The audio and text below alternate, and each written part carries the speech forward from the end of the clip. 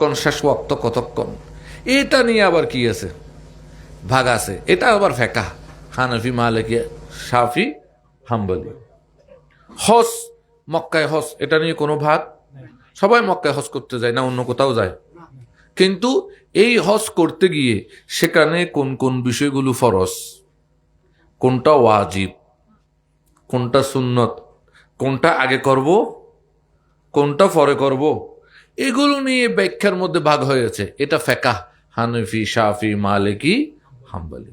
তার অর্থ মূল যে ইসলাম, কলমায়ে শাহাদত, নামাজ, রোজা, হজ, জাকাত, এই পাঁচটার মধ্যে আমাদের কোনো ভাগ। কিন্তু এই পাঁচটা কিভাবে করতে হবে সেটা নিয়ে একটা ভাগ আছে, সেটার নাম ফেকা, চারটা মযহাব। আর সবাই তো আল্লাহকে মানে, রসুলকে মানে, ফেরেশতাকেও মানে, কিতাবকেও মানে, আখিরাতকে মানে, তকদিরের ভালো মন্দ কেউ মানে, কোনো দ্বিমত নাই। কিন্তু পরিচয় যখন জানতে যাই, ব্যাখ্যা যখন দিতে যাই, আল্লাহর পরিচয় কি, তিনি কোথায় আছেন, রসুলের সঠিক পরিচয় কি, রসুলের সম্মান কতটুকু, ইত্যাদি ব্যাখ্যায় যখন যাই, তখন আকীদার ব্যাপারে ৭৩ ভাগ। কয় ভাগ? তাহলে আমরা ৭৩ ভাগ, ৪ মযহাব। কয় মযহাব? ওই যে এতক্ষণ বলছি, বুঝেন নাই? ৭৩ ভাগ, ৪ মযহাব। এই ৭৩ ভাগটাই আবার ৪ মযহাবের ভিতর। কিন্তু আমাদের ধর্ম একটা ধর্ম। এখন আমার নবী কি বলছে দেখেন, হায় হায় হায়, ওয়াল্লাহি মা আখাফু আলাইকুম আন তুশরিক বাদি। আমার পর আমার উম্মত শিরিক করবে, আমি এই চিন্তাই করি না। গ্যারান্টি দিয়েছে আমার পর আমার উম্মত শিরিক করবে। আচ্ছা, এখন বলেন তো এই ৭৩ ভাগের মধ্যে কেউ শিরিক করে? ৭৩ ভাগ, সুন্নি, খারেজি, রাফিজি, কৌমি, মুতাজিলা, কেউ শিরিক করে? কে শিরিক করে আমাকে বলেন? এক আল্লাহ ব্যতীত আর কারো ইবাদত করে এমন জাতি কে আছে এই ৭৩ ভাগের ভিতর? কৌমিরা আল্লাহ ছাড়া আর কারো ইবাদত করে? সালাফিরা, আহলে হাদিসরা, আচ্ছা সব বাদ দিলাম, সুন্নিরা, আমরা মাজার জিয়ারত করি, পূজা করি না। এখন বলতে পারেন হুজুর মাজারে তো অনেকেই সেজদা দেয়, এটাকে আপনি কি বলেন? শুনেন, মাজারে সেজদা দেয়, তারে জিজ্ঞেস করেন তুমি কেন দাও, এটা কি আল্লাহ নাকি গায়রুল্লাহ? সেও বলবে এটা গায়রুল্লাহ। সে সেজদা দিতেছে, সেও বলবে এটা গায়রুল্লাহ। তাইলে সে না জেনে দিচ্ছে, কিন্তু সেও জানে যে সে সেজদাটা আল্লাহর জন্য নয়, কার জন্য? গায়রুল্লাহর জন্য। তাহলে বেশি থেকে বেশি এটা আপনি কবিরা গুনাহ বলতে পারেন, কারণ সে আল্লাহ মনে করেই দিতেছে না। আপনি তাকে কাফের বলতে পারেন না। বেশি থেকে বেশি কি বলা যায়, যে এটা আল্লাহর জন্য ছিল, আপনি বন্দারে দিলেন কেন? বন্দা মনে করেই দিছেন, ঠিক আছে। বেশি থেকে বেশি কবিরা গুনার ফতোয়া লাগাইতে পারেন, শিরিক ফতোয়া দেওয়া যায় না। তো নবীজি বলছে আমার উম্মত শিরিক করবে না। আসলে আমরা ৭৩ ভাগ, কেউ শিরিক করে না। কিন্তু দেখেন সারাদিন ২৪ ঘন্টা আমরা ঝগড়াই করি, ফেসবুক, ইউটিউবে, মুশরিক, তুই মুশরিক, তুই এটা করস, তুই এটা করস, আমরা একটার একটা কাফের ফতোয়া দিতেই থাকি। আশ্চর্যের বিষয় না? হিন্দু একটা ধর্ম, বুদ্ধিস্ট একটা ধর্ম, খ্রিস্টান একটা। এই ধর্ম যারা দিয়েছে, অর্থাৎ এদের ধর্মের যারা প্রবর্তক, ধর্মের যারা প্রবর্তা, বুঝেন তো? আমাদের ধর্ম প্রবর্তা কে? মুহাম্মদ রাসূলুল্লাহ সাল্লাল্লাহু আলাইহি ওয়াসাল্লাম। তাহলে এই যে তিনটা ধর্ম প্রবর্তা, তিনও ধর্মের প্রবর্তা একজন না তিনজন? হ্যাঁ, তিনজন। কিন্তু আমাদের এই যে ৭২ ফেরকা, আমাদের যে ধর্ম ইসলাম, এটার প্রবর্তা কয়জন? আমরা ৭২ দল, আমাদের নবী একজন। আমরা এক হইতে পারি না। আর এদের ধর্মই আলাদা, বৌদ্ধ, হিন্দু, খ্রিস্টান, অথচ তারা এক। একটা প্ল্যাটফর্ম আছে, হিন্দু, বৌদ্ধ, খ্রিস্টান ঐক্য পরিষদ, বাংলাদেশে আছে। হিন্দু, বৌদ্ধ, খ্রিস্টান, তাদের ধর্মই আলাদা, তারা এক হতে পেরেছে। আর আমাদের ধর্ম একটা, শুধু আকীদা বিশ্বাস পার্থক্য আর মযহাব নিয়ে পার্থক্য, আমরা এক হতে পারি না। আমাদের মধ্যে উগ্রবাদিতা, সালাফিরা আসে, লামযহাবিরা আসে, ওনারা বিভিন্ন জায়গায় মসজিদ করতেছে, আপনাদের চন্দনা এসে করছে মসজিদ করতেছে, তাদের দৃষ্টিতে বাকি যত মুসলমান আছে তারা ছাড়া সব কাফের, এত নিকৃষ্ট কাফের, হিন্দুদের থেকেও খারাপ। আর কাউমিরাও আছে, তাদের দৃষ্টিতে তারা ছাড়া যত সুন্নি আছে এগুলো খুবই খারাপ, এগুলো মারা উচিত, মরার লাশটা পর্যন্ত জ্বালাই দেওয়া উচিত। তারপর জামাতিরা আছে, তারা মনে করে এই দেশে একমাত্র তারাই পিওর খাঁটি 1 নম্বর মুসলমান, বাকি সব ভেজাল। আর আমার সুন্নি ভাইদের কথা কি বলবো? হ্যাঁ, আমরা এক হইতে পারতেছি না, পারবো না জীবনেও। কিন্তু তারা 3টাই ধর্ম, কিন্তু কি বলেন কি এক। আর আমাদের ধর্ম একটা, আকীদার মযহাবের পার্থক্য, আমরা এক হতে পারতেছি না। কেন জানেন? কারণ আমাদের মধ্যে একটা বড় সমস্যা হচ্ছে, সেটা হচ্ছে লোভ। সেটা কি? আর এই সুফিরা, আমরা কেন বারবার বলি, আমি অনেক আলোচনায় বলি যে আমাদের উচিত সুফিদের দিকে ফিরে যাওয়া, আস্তে আস্তে মোল্লা মুন্সি ত্যাগ করা, সুফিদের দিকে ফিরে যাওয়া। কেন? কারণ এই সুফিরাই মানুষকে একটা বড় শিক্ষা দিয়েছে। সেটা কি? তুমি ভালোবাসতে শিখো। কাউকে মন্দ বলার আগে নিজের মন্দাগুলো চর্চা করো, নিজে ভালো হও, দেখবে সব ভালো হয়ে যাবে। এই যে হুজুর শাহ আলী রাজা কানুশা রহমতুল্লাহ আলাইহি 200-250 বছর আগে উনি ওনার অমর গ্রন্থ জ্ঞান সাগরে উনি লিখতেছেন, আপনি হইলে ভালো জগৎ হয় ভাল, আপনি হইলে মন্দ জগৎ হয় কাল। তুমি ভালো হও, জগৎ ভালো লাগবে তোমার কাছে। তুমি নিজেই খারাপ, তুমি যাকে দেখবে তাকে খারাপ মনে হয়। বুঝতে পারছি? আমার বাবাজান হুজুর দরবেশ নুরু মওলা কাদ্দাসাল্লাহু সিররুহুল আজিজ, এই যে কয়দিন আগেও 16, 17, 18 তারিখ দরবারে বিশু মাহফিল হইল না? যারা দরবারে গেছেন দেখছেন না? কক্সবাজারের সংসদীয় প্রার্থী জামাতের সরওয়ার সাহেব, উনি এখন এমপির প্রার্থী, উনি দরবারে আসছে। জামাত উনি দরবারে কেন আসছে?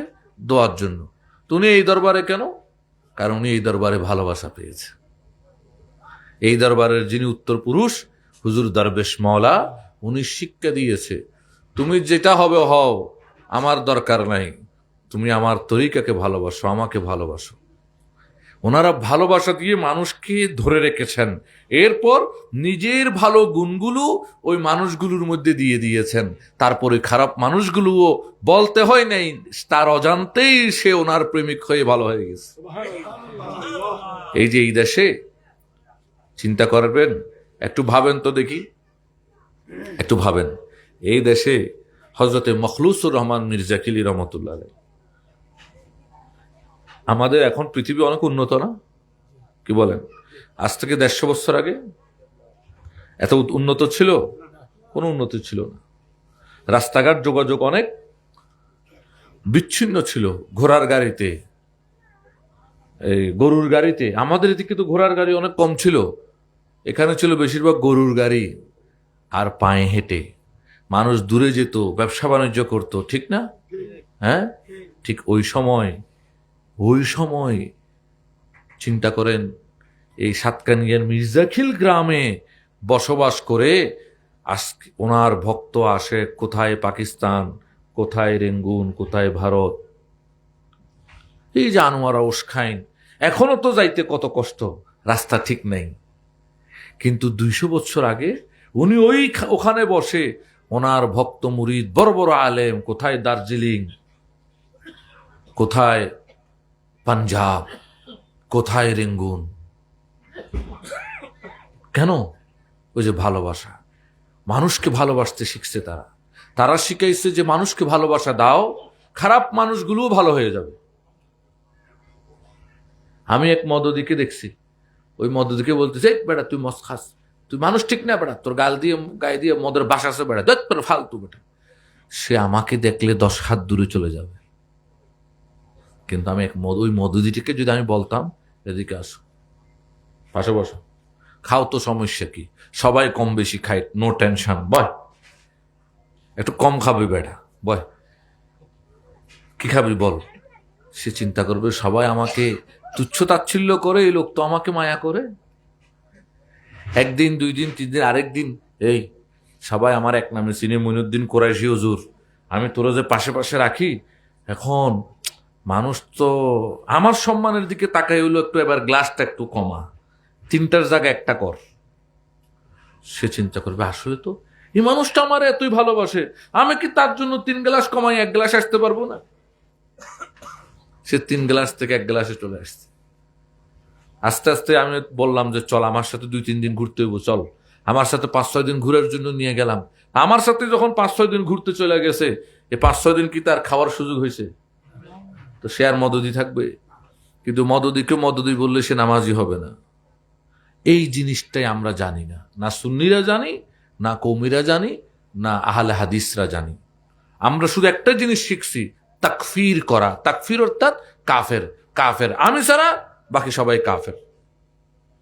সুন্নিদেরও এই রোগ, কওমিদেরও এই রোগ, সালাফি আহলে হাদিসদেরও এই রোগ। আমার দয়াল নবীর কথা মনে পড়ছে। কার কথা? আমার দয়াল নবী সাল্লাল্লাহু আলাইহি ইসলাম বলেছেন, মেশকাত শরীফে হাদিস খান আসছে, আমার নবী বলছেন যে ফিতনার জবানায় আমার উম্মতের মধ্যে একটা শ্রেণী থাকবে যারা মানুষকে গোমরাহ করবে, কোরআন পড়বে অনেক সুন্দরভাবে, কিন্তু ইসলাম থেকে তারা বের হয়ে যাবে। তাদের একটা বড় দোষ হবে, পরিচয় হবে, তারা কতলুহুম আহলুল ইসলাম, তারা মুসলমানদেরকে হত্যা করবে। ও তাহফিজুল আওসান, আর মূর্তি পূজারকদের রক্ষা করবে। তারা মুসলমানদের হত্যা করবে আর মূর্তি পূজারকদের রক্ষা করবে।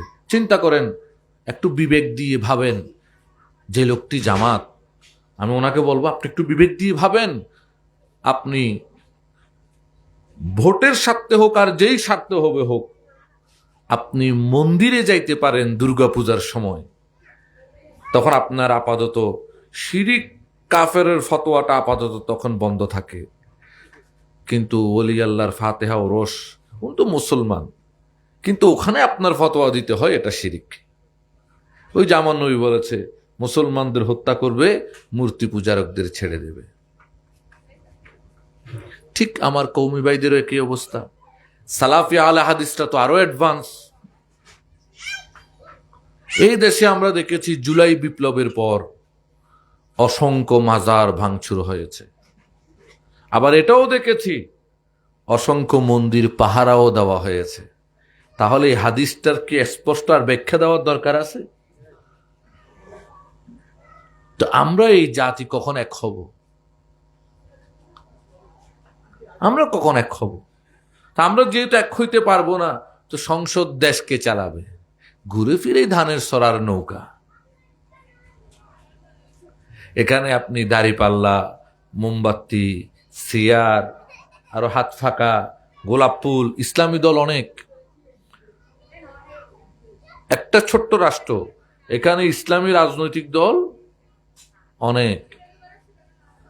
ভিয়েতনামে এতগুলো ইসলামী রাষ্ট্র নেই, কারণ সেখানে খাওয়াই পায় না, নেতা হইব কোত্থেকে?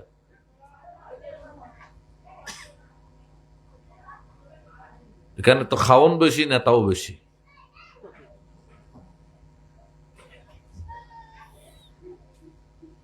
প্লেট যেহেতু বড়, খাওয়াও যেহেতু বেশি, দলও বেশি। এত দল, হাত পাকা, তাও মুসলমান, মোমবাতি মুসলমান, চেয়ার মুসলমান, গোলাপ ফুল মুসলমান, দাড়ি ফাল্লা মুসলমান, একতারা, ও হো একতারা, স্বাদের একতারা মুসলমান। কত দল না? কিন্তু ওই যে বলছি, হিন্দু বৌদ্ধ খ্রিস্টান ঐক্য পরিষদ, তাদের একটা রাজনৈতিক সংগঠন দেখান, আছে? তাদের কোনো রাজনৈতিক সংগঠন আছে? নাই। কিন্তু চিন্তা করেন তো, সরকার যে আসবে আসুক, সচিবালয় পর্যায়ের মধ্যে সবচেয়ে বেশি সুবিধা ভোগ করে তারা, অথচ তাদের রাজনৈতিক দলে নেই। আর আমাদের এতগুলো রাজনৈতিক দল, আমরা নিজেদেরকে নিজেরা কাফের, মুশরিক, শিরিক ফতোয়া দিতে দিতে আমি তার মাদ্রাসায় হামলা করব, সে আমার মাজারে করবে, আমি তার এই প্রতিষ্ঠানে করব, সে আমার খানকায় করবে। হ্যাঁ, আমরা এগুলি করতে এসেছি। আর তাদের কোনো রাজনৈতিক দলই নেই, কিন্তু আমাদের মাথায় লবণ রেখে কুলটা তারাই খাইতে আসে। কারণ কে যাবে সংসদে? যাবেন তো 3-4টা সিট নিয়ে, প্রত্যেক দলে মিলে 2-3টা সিট পাবেন। ধরেন মোমবাতি পাইলো 3-4টা, চেয়ার পাইলো 3-4টা, হ্যাঁ, লাঙ্গল পাইলো, কি কয় হাত পাল্লা, কি কয় এটারে, দাড়ি পাল্লা পাইলো 3-4টা, এই তারপরে গোলাপ ফুল পাইলো 3-4টা, একতারা পাইলো 3-4টা, সব মিলে এরকম পাবেন মনে করলাম, ধরেন। কিন্তু সংসদে না, সংসদে ঘুরে ওই ধানের সরার নৌকা। কেন? স্বাভাবিক অঙ্ক। আমরা নিজেরাই তো ভোট ভাগ করে নিতেছি। যে মুসলমান আছে 70-80-90 জন, এই 90 জন মুসলমানের ভোটটাই আমরা ভাগ করছি 10 ভাগ। আর আমাদের থেকে কিছু ভোট কিন্তু ওই নৌকার ধানের সরার জন্য আছে। সব মুসলমান কিন্তু, কওমিরা সবাই কিন্তু হাত পাকায় ভোট দেয় না, সুন্নিরা কিন্তু সবাই মোমবাতি আর চেয়ারে দেয় না, কিছু তাদের জন্য ভোট রিজার্ভ আসছে। আবার ওই হিন্দু, বড়ুয়া, খ্রিস্টান ঐক্য পরিষদের ভোটও তাদের জন্য আছে। এজন্য আমরা মুসলমান, আমরাই যেহেতু একে অপরকে কুফরি আর কাফের ফতোয়ার মধ্যে লিপ্ত আছি, আমরা দাসত্ব করতে আছি, এটা স্বাভাবিক বিষয়। তো সুফিয়া ইকরাম এটার থেকে অনেক দূরে ছিলেন। একটু চিন্তা করেন, ইতিহাসের বই পড়েন, এটা আমাদের দুর্ভোগ। আমাদের এই জাতি ইসলামের ইতিহাস জানে না। আমি অনেক আলেমদেরকেও, এটা আমাদের কষ্ট হয়, 1400-1450 বছরের ইসলামের বয়স, 1450 বছরের ইসলামের ইতিহাস যদি জিজ্ঞেস করি, বেশি কিছু না, 2-1টা জিজ্ঞেস করলেও বলতে পারবেন অনেক ভাই আছে, বরং বেশি আছে। একটা চিন্তা করেন, ইসলামের জন্ম তো আরবে, ঠিক না? কিন্তু সেই মক্কা থেকে মদিনা হয়ে আজকে সারা বিশ্বে ইসলাম, ঠিক না? নাকি ভুল? ঠিক না? আপনার এই দেশে ইসলাম কিভাবে আসলো জানেন? তো যদি বলেন ভালোভাবে জানি না, তো নিজের জায়গা সম্পত্তির খতিয়ান যদি নিজে না জানেন, থাকবে না অন্য নিয়ে যাবে? তো নিয়ে যাইতেছে, এই যে এরা এই জন্য নিয়ে যাইতেছে। চিন্তা করার বিষয়, একটু চিন্তা করবেন। এই যে বাইতুল মুকাদ্দাস, ফিলিস্তিন, কোন জায়গা? গাজা, যুদ্ধ হইতেছে না? কত বাচ্চা মারা যাইতেছে না? কি বলেন? বয়স্ক মারা যাইতেছে বাদ দিলাম, কত বাচ্চা মারা যাচ্ছে না? আমরা পেট পড়তেছে না? আমাদের পরাণ কান্না করতেছে না? কোনো লাভ নেই। কেন? এটার জন্য পাল্টা কে জবাব দেবে, কে দাঁড়াবে? যদি সৌদি আরব দাঁড়ায়, অনেকে কব দূর বেড়ারা ওয়াবি খারিজি, আমি তার সাথে নাই। ইরান দাঁড়াইলে কব দূর বেড়া শিয়া, তার সাথে আমি নাই। মিশর দাঁড়াইলে কব বেড়া ব্রাদারহুড, আদা নাস্তিক, তার সাথে আমি নাই। তো কে যাবে? কিন্তু আপনি জানেন, এই ফিলিস্তিনটা এক সময় মুসলমানদের জন্য জয় করেছিলেন ফারুকে আজম রাদিয়াল্লাহু তাআলা, সাহাবীদের সোনালী যুগ। এরপর এটা আবার চলে গেছে। কেন চলে গেছে? এই যে আমরা এগুলো ফতোয়াবাজি করতে করতে, নিজেরা ফতোয়াবাজি করতে করতে, খ্রিস্টানরা এসে ওরা আবার আমাদের থেকে নিয়ে নিছে। কারণ স্বাভাবিক একটা কথা বলি, কোনো জিনিস নিয়ে যখন, মালিকানা নিয়ে যখন ঝগড়া হয়, তখন জিনিসটা কই যায়?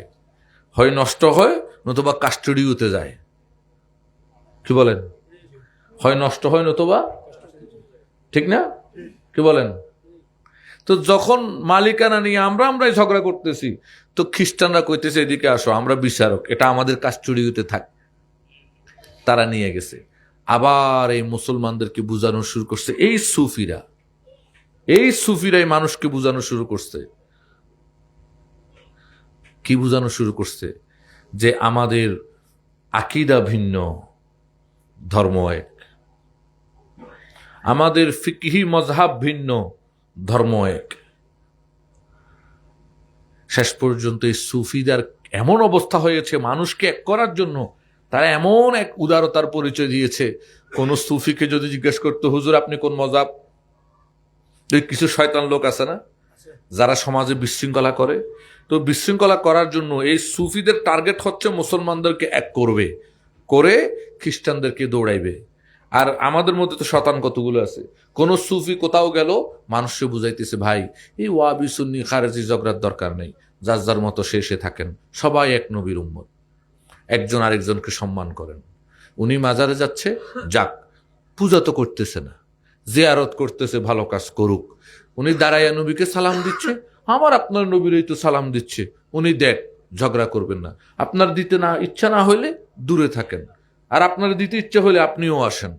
আবার এদেরও বলতেছে, ভাই এরা দিতেছে না, তাদের এত ফতোয়া দিয়া এত সাবাসাবির দরকার নাই, আস্তে আস্তে বুঝলে সেও দিবে, সবাই মিলেমিশে থাকবে। এইভাবে বুঝানো শুরু করতো। তো ওই কিছু শয়তান লোক আছে, ফেরকাবাজি করে, বুঝেন না, তারা ওই সুফিদেরকে জিজ্ঞেস করতো, হুজুর আপনি কোন গ্রুপ, আপনি কোন গ্রুপ? আমারে অনেকে জিজ্ঞেস করে, হয়তো হুজুর অনেক দল, আহারে ব্যাগ দল, আয় একজন আর হয়তো হুজুর হতাই না বুঝলে মনে ওয়াবিনে সুন্নি এখন গ্রুপ আদি ব্লাড বি গ্রুপ দিয়ে হইতারি আর গিন এখন গ্রুপ করতে পারি ব্লাড ইয়েন জানি আর গিন করতে পারি কোন গ্রুপ হদিবে এখন ধরলে হতা হুজুর আহাদি এত ধরলে গ্রুপ করিল আপান কি আখার তো গ্রুপ দুও জান্নাতি জাহান্নামী ইনাত হইতে জুম তখন গ্রুপ এটা আগে বাগে কি হইও এদিন দেখা যাইব গ্রুপ জান্নাতি না গ্রুপ জাহান্নামী আগত তুল কল আপান কি খাম গরম লাদ গ্রুপ কি আর নত হইও। এই সুফিরা যখন কাজ করতে এই লোকগুলো ওনাদেরকে ডিস্টার্ব করতো, হুজুর আপনার কোন মজাব, হ্যাঁ আপনার কোন থারকা, আপনার ওয়াবি না সুন্নি না খারেজি না শিয়ার আফেজি কোন দল? তখন এই সুফিরা রীতিমতো একটা বই লিখে ফেললো। কি বই লিখে ফেললো? বইয়ের নাম কি? আত-তাআররুফ লি মাজহাব সুফিয়া, ইমাম কালাবাজি রহমতুল্লাহ আলাই 350 হিজরি, আজ থেকে 1100 বছর আগে। কয়শো বছর? 1100 বছর আগে ইমাম কালাবাজি রহমহুল্লাহ বই লিখলেন আত-তাআররুফ লি মাজহাবে সুফিয়া। সুফিদের মজহাব কি, তার পরিচয় উনি সেখানে তুলে আনলেন। সুফিদের মজহাব হচ্ছে একটাই, সেটা হচ্ছে মহব্বত। তাদের কাজ হচ্ছে ভালোবাসা দাও, অমানুষকেও মানুষ করো, ভালোবাসা দাও, শত্রুকেও বন্ধু বানাও, ভালোবাসা দাও, গাফেলকেও জাগ্রত করে নাও, ভালোবাসা দাও, শরাবিকেও নামাজি বানিয়ে দাও, ভালোবাসা দাও, পথহারাকে পথে নিয়ে আসো। স্নেহ মায়া মমতা দিয়ে যা সম্ভব, কঠোর ভাষা দিয়ে, হিংসা দিয়ে, নিন্দা দিয়ে সেটা কখনোই সম্ভব না। এক খ্রিস্টান গবেষণা করে সে একটা প্রবন্ধ লিখেছে। দীর্ঘ 4টা বছর সে গবেষণা করেছে আমার নবী পাক সাল্লাল্লাহু আলাইহি ইসলামের উপর, যে মুহাম্মদ সাল্লাল্লাহু আলাইহি ইসলামের এমন কি জিনিস ছিল যেটা মানুষকে আকর্ষণ করত। সে দীর্ঘ 4 বছর পর গবেষণা করে একটা আর্টিকেল লিখলো। সে আর্টিকেলের মূল কথা ছিল যে মুহাম্মদ আরবি সাল্লাল্লাহু আলাইহি ইসলামের মুখে সব সময় হাসি থাকতো আর মিষ্টি কথা থাকতো। এই দুটাই উনি আরবের মানুষের মন জয় করে নিয়েছে। কি দিয়ে? মুখের হাসি আর মিষ্টি ভাষা। মুখের হাসি, মিষ্টি ভাষা। আজকে আমরা কোথায় চলে আসছি? তো দয়াল নবী সাল্লাল্লাহু আলাইহি ওয়াসাল্লাম বলছেন, আমার উম্মত শিরিক করবে, এই চিন্তাই আমি করি না, তার অর্থ শিরিক করবে না। আর আমরা একজন আরেকজনের ফতোয়া দিতেছি মুশরিক। আচ্ছা, হুজুরে পাক আবার কি বলছে দেখেন, আত-তারগীব ওয়াত তারহিব, ইমাম মুনজিরি, হাদিস নম্বর 48। দয়াল রাসূল বলছেন সাল্লাল্লাহু আলাইহি ওয়াসাল্লাম, মা খাফু, এটা তো বুখারীর হাদিস, ওয়াল্লাহি মা খাফু আলাইকুম আন তুশরিকু বা'দি, আল্লাহর শপথ আমি ভয় করি না আমার পরে আমার উম্মত শিরিক করবে, অর্থাৎ শিরিক করবে না। কিন্তু হুজুর পাক আবার বলছেন, আত-তারগীব ওয়াত তারহিব, হাদিস নম্বর 48, আখাফু আলাইকুম আন শিরকুল আসগার, আমি ভয় করি তোমরা ছোট শিরিক করবে। কোন শিরিক? প্রশ্ন করলো, শিরিকে আসগর, ছোট শিরিকটা কি ইয়া রাসূলুল্লাহ? তখন আমার দয়াল নবী বলেন, ক্বালা সাল্লাল্লাহু আলাইহি ওয়াসাল্লাম, আর রিয়া, লোক দেখানো। লোক, এটা কোন শিরিক? ছোট শিরিক। কোন শিরিক? ছোট শিরিক। ওই যে বলেছি, আমাদের সব কিছু হতে হবে কার জন্য? আল্লাহ ও রাসূলের জন্য। আল্লাহ ও রাসূলের জন্য। এখন আমি দান করি মানুষকে দেখানোর জন্য, বাহাবা পাওয়ার জন্য। অমুক ভাই 50,000 টাকা, মার হাবাটা একটু বড় হয় না? বিভিন্ন মসজিদে, মাদ্রাসায় হোক, কওমি, সুন্নি, সালাফি, যেটা হইব হোক, যখন কালেকশন হয় তো সেখানে দেখবেন যখন নাম বলে, ওই দানের সংখ্যা যত বাড়ে মারহাবা সাউন্ডটাও বাড়ে, দোয়াটাও একটু বাড়ে, ভলিউমের মতো। হ্যাঁ, দানের সংখ্যা বড় হলে মারহাবার সাউন্ডটাও বড় হয়, দানের সংখ্যা ছোট হলে মারহাবাটাও ছোট হয়। এটা রিয়া, লোক দেখানো। এই যে লোক দেখানো কাজ, এটা শিরকে আসগর, ছোট শিরিক। আমাদেরকে এটা পরিহার করতে হবে। এই জন্য আমাদের নামাজ, রোজা, হজ, জাকাত, ওয়াজ, মাহফিল, জিকির, তাসবিহ, তাহলিল যা কিছু আমরা করি, আমাদের সচেতন থাকতে হবে। আমার ভেতরে যেন এই চিন্তাটা না আসে যে আমি, মানুষ আমাকে নামাজি বলুক, মানুষ আমাকে ভালো বলুক, মানুষ বলুক যে উনি অনেক দানবীর, এই মানুষ বলুক, মানুষ সম্মান করুক, এটা মাথার মস্তিষ্ক থেকে বের করে দিতে হবে।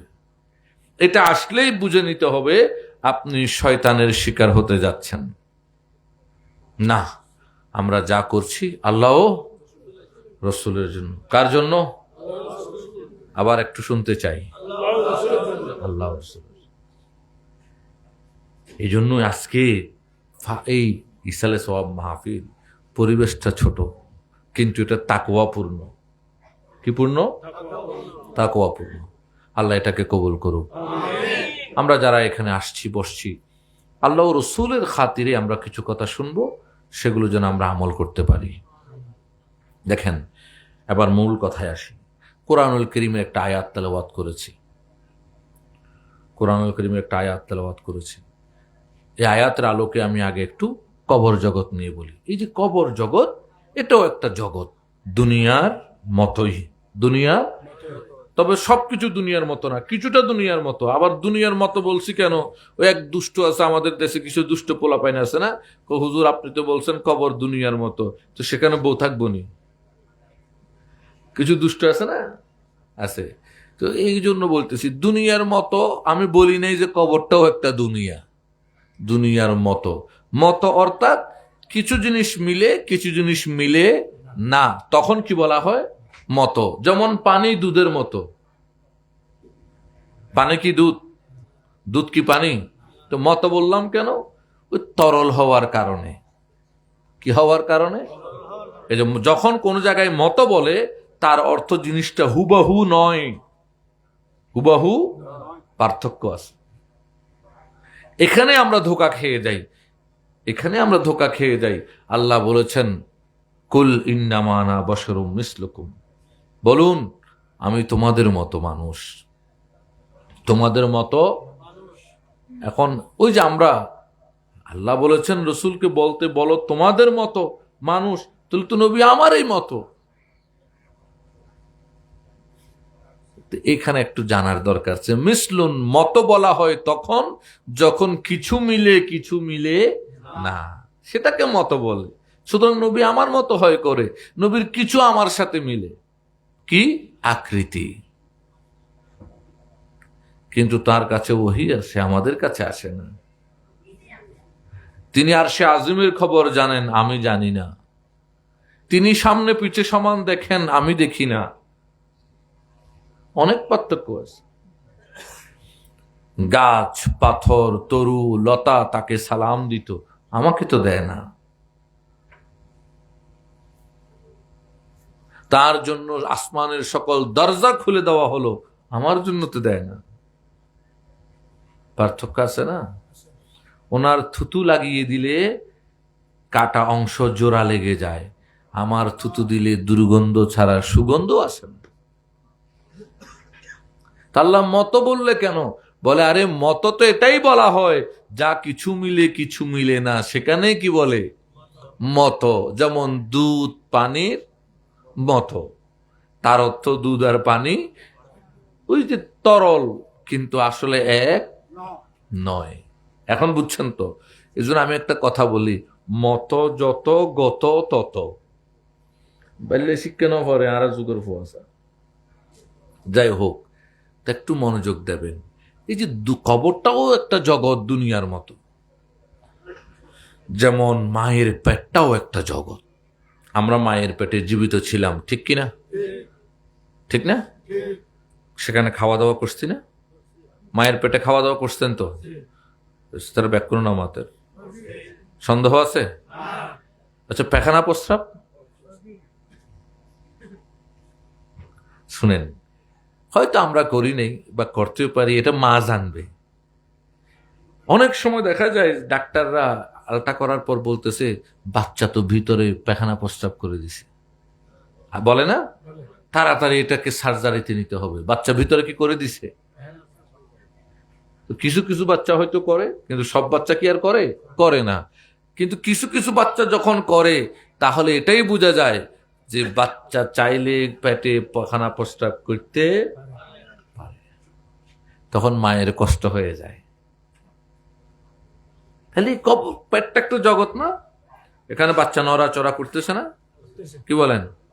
কখনো মাথা উপরে, কখনো মাথা নিচে, কখনো মাথা ডান দিকে, কখনো মাথা বাম দিকে, কখনো হাত দুইটা হাঁটুর সাথে লাগিয়ে বুকের উপর, কখনো হাত দুটা দোনো পায়ের রানের মাঝখানে দিয়ে নিচের দিকে, নানান ভাবে বাচ্চাটা ভঙ্গিমে নড়াচড়া করছে না? কি বলেন? তার নামাতে করছে কিনা একটু ভাবেন তো। আপনি পাশে আপনার স্ত্রীর পাশে বসে আছেন, আপনার স্ত্রীর পাশে আপনি শুয়ে আছেন, বাচ্চাটা নড়াচড়া করতেছে, যা যা করতেছে, কিছুই আপনি অনুভব করেন? করেন? করেন না। দেখেন? দেখি না। দেখিও না, অনুভবও করি না। মাঝে মাঝে হয়তো দেখা যায় মা উহ করে উঠে, কিরে হয়, মনে হয় বাচ্চা লাথি দিছে, হয় কিনা? কিন্তু ওই মা যে পেটে নিচ্ছে, ওই পেটে যিনি নিয়েছে, ওই মা জানে বাচ্চা এখন নড়াচড়া করতেছে, উনি অনুভব করতে পারে, ঠিক না?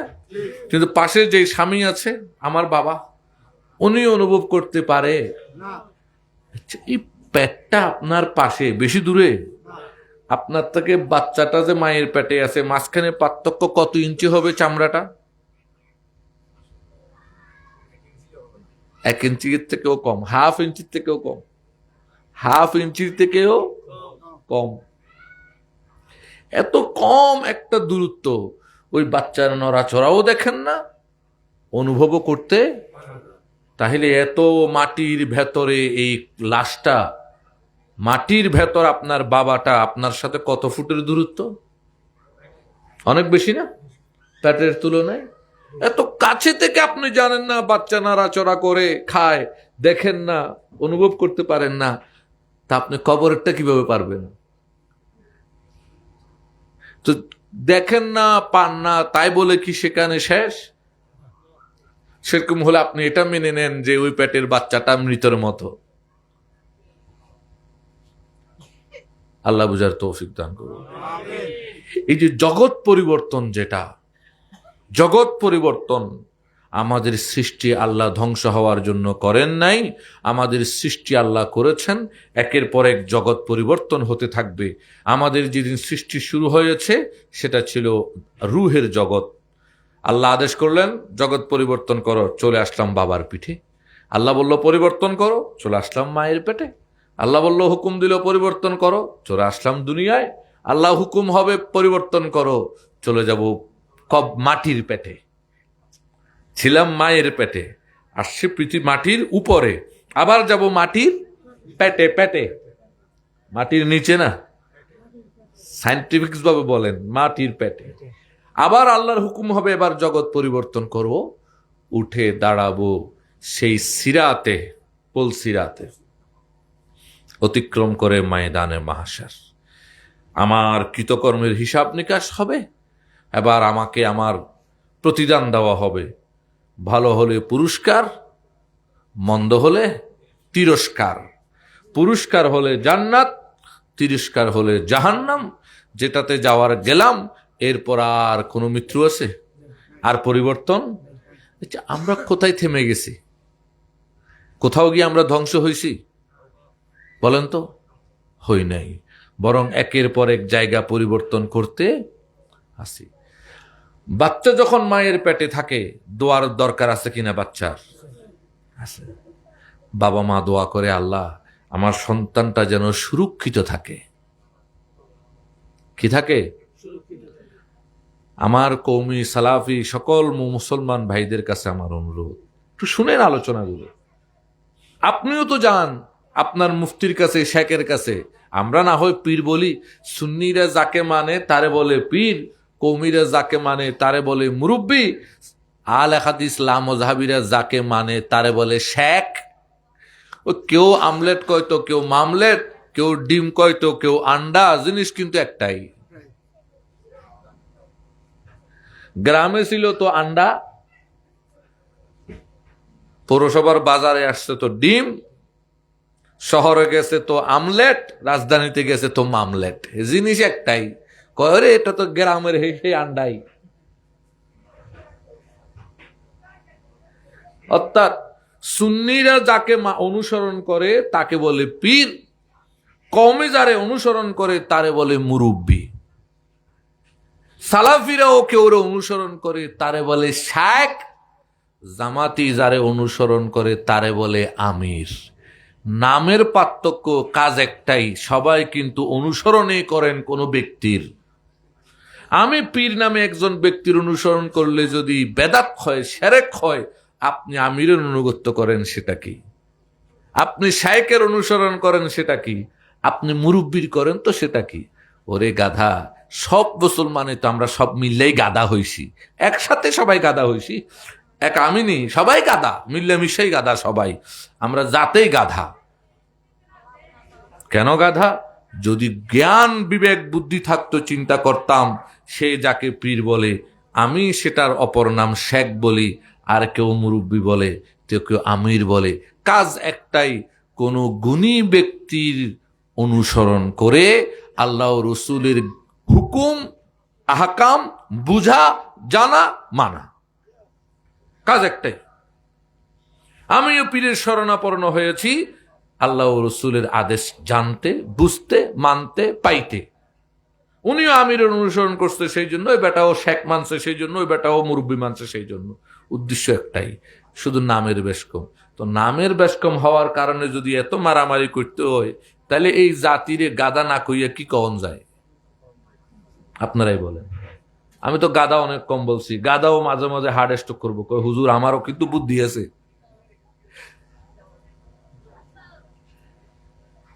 আফসোস, আল্লাহ আপনাদের বুঝার তৌফিক দান করুন। শুনেন, এই যে মায়ের পেট, আমরা এখানে থাকি, নড়াচড়া করি, সবকিছু করি, দেখছি না? ঠিক কবরের মধ্যেও আমাদের নড়াচড়া হয়। সুবহানাল্লাহ বলবেন না? মায়ের পেটে সব বাচ্চা পায়খানা প্রস্রাব করে না, কিছু কিছু বাচ্চা করে। ঠিক কবরেও সব বান্দা পায়খানা প্রস্রাব করে না, কিছু কিছু বান্দা ফেরেশতার ডান্ডার বাড়িয়ে পায়খানা প্রস্রাব করে।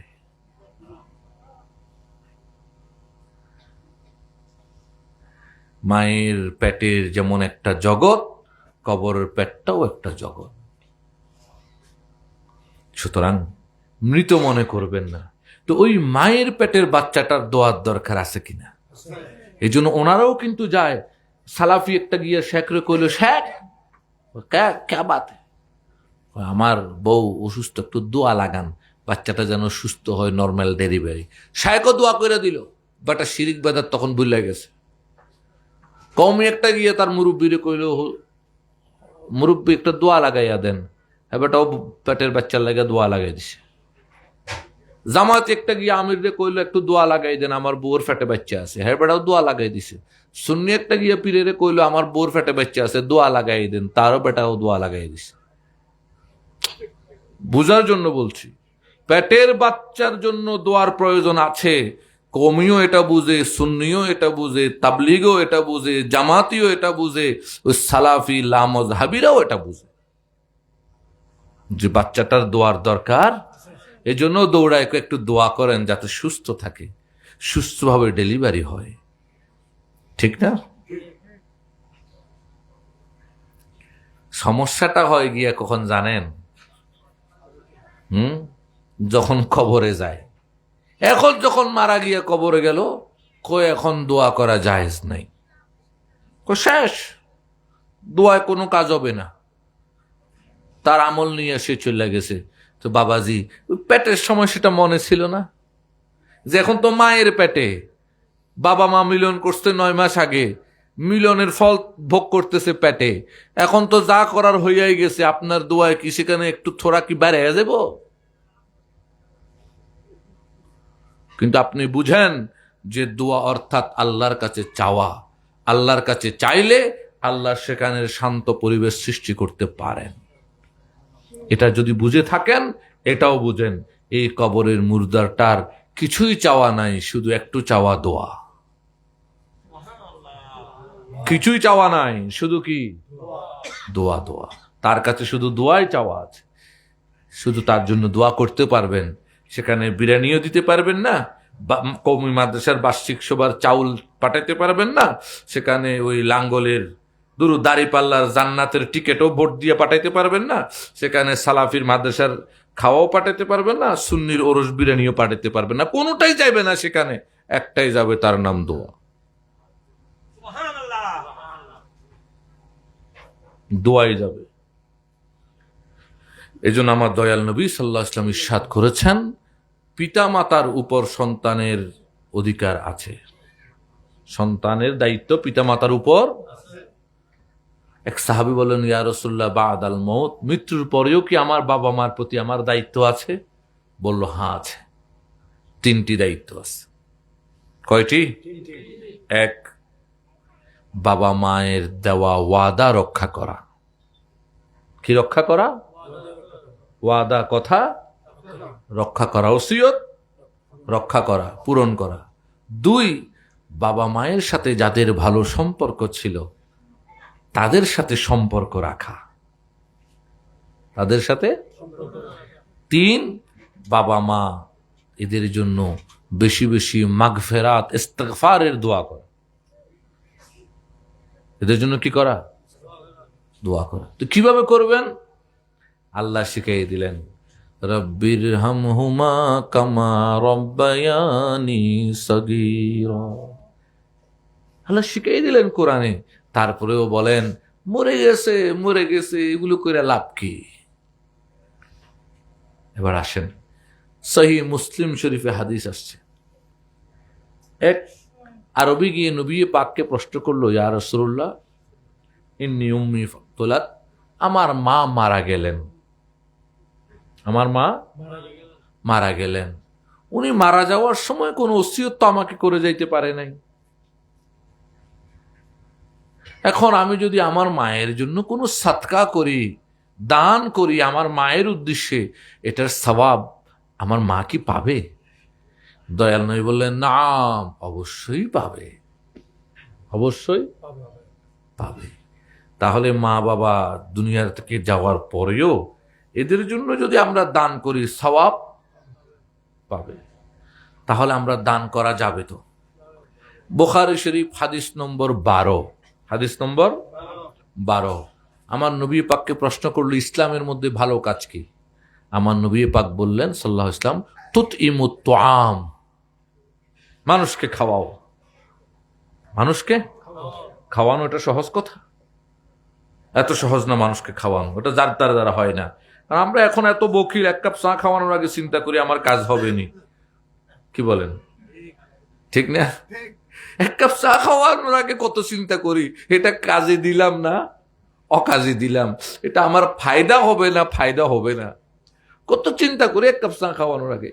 আরে শুধু কি তাই, আমি তো মাঝে মাঝে আশ্চর্য হয়ে যাই। হ্যাঁ, বলবো আপনাদেরকে একটা কথা, রাগ করবেন না তো, আমি আমার মতো বলি, ঠিক আছে না? আমরা মুসলমানদের মধ্যে সালাম আছে, কি আছে? আচ্ছা, সালাম অর্থ কি বলেন তো? সালাম শব্দের অর্থ কি? শান্তি। সালাম অর্থ কি? সালাম শব্দের অর্থ কি? তো আমরা মুসলমানদের মধ্যে সালাম আছে কিন্তু শান্তি নেই। সালাম আছে, খুব আশ্চর্যের কথা না? কারণ সালাম অর্থই কি? সালাম থাকলে তো সেখানে শান্তি থাকার কথা। কেন নাই জানেন? কারণ আমরা আল্লাহর দ্বীনকে নিয়ে প্রচুর পরিমাণে উপহাস করি। কেমনে করি শুনেন। আচ্ছা, আসসালামু আলাইকুম অর্থটা কি? আপনার উপর। তো বলতেছি বাইফুত আসসালামু আলাইকুম, মনে মনে বলতেছি বাইফুত তুই কত মরবি, তো জায়গা নাই ফেকাম। তো মুখে বললাম তোমার উপর শান্তি বর্ষিত হোক, আর ভিতরে বলতেছি তুই তাড়াতাড়ি মর। চিন্তা করছেন? মুখে বলছি আসসালামু আলাইকুম, আপনার উপর শান্তি বর্ষিত হোক, আর অন্তরে অন্তরে বলতেছি তোমার অমঙ্গল হোক। তাহলে আমি কি সালাম দিলাম বলেন তো? কি করলাম আমি? এই যে বললাম আসসালামু আলাইকুম, এটা কি? তাহলে এটা কি? কথার কথা। এই যে যেহেতু এটা আমার অন্তর থেকে নয়, তাহলে এটা কি? কথার কথা। কথার কথা, কত কথা। হাট বাজারে অমরলতা, কত লতা পাতা আছে না, নিজের থেকে নিজে গজাইতেই থাকে। আমরাও এরকম অনেক কথাই বলতে থাকি, যার কোনো রহস্য থাকে না, যার কোনো উদ্দেশ্য থাকে না, যার কোনো মাহাত্ম্য থাকে না। এরকম অনেক কথা বলি না ঠাট্টার ছলে। আমাদের সালামটাও একটা ঠাট্টা মস্কারি। আসসালামু আলাইকুম, এটা ঠাট্টা মস্কারি। কারণ এর অর্থ হচ্ছে আপনার উপর শান্তি বর্ষিত হোক। মুখে বলছি আসসালামু আলাইকুম, আপনার উপর শান্তি বর্ষিত হোক, কিন্তু অন্তরে আমি আপনার শান্তি চাই না। তাহলে আমার সালামটা কি? আস্তাগফিরুল্লাহ, আস্তাগফিরুল্লাহ। তাহলে আমার সালামের সাথে আমার কোনো সম্পর্ক? এটা শুধু মুখের কথা মাত্র। এটা কি? মুখের কথা। এবার আরেকটু গভীরে যাই। এই যে সালাম অর্থ কি? শান্তি। সালাম শব্দের অর্থ কি? শান্তি। মুখে বলছি আসসালামু আলাইকুম, তাও আবার দেখেন নবীজির সাথে, নবীজির আদেশের সাথে আমাদের কত গরমিল। সহিহ বুখারী শরীফ হাদিস নম্বর কত বলছিলাম? 12। ভুলে গেছেন? হাদিস নম্বর মনে থাকবে? হাদিস নম্বর 12। সিটিং গেল হতে বাইর ও 12। আমরাও একেবারে ইসলাম থেকে হড়ে গিয়ে গুই। এই হাদিসটা মনোযোগ দিয়ে শুনেন। নবী বলছেন, রসুল পাক বলছেন, তুমি সালাম দাও। ইসলামে ভালো কাজ দুইটা। তুতিমুত্তাম, মানুষকে খাওয়াও। 2, ওয়াতুকরাউ সালাম, সালাম দাও। আলা মান আরাফতা ওয়ামান লাম তারিফ, যাকে চিনবে তাকেও, যাকে চিনবে না তাকেও। কি দিবে? চিনলে তাকেও, না চিনলে। এখন প্রশ্ন করি, হিন্দুকে সালাম দেওয়া যাবে কিনা? আপনি হাদিসটার দিকে মনোযোগ দেন। চিনলে তাকেও সালাম দাও, না চিনলে। এখন হিন্দুকে সালাম দেওয়া যাবে কিনা?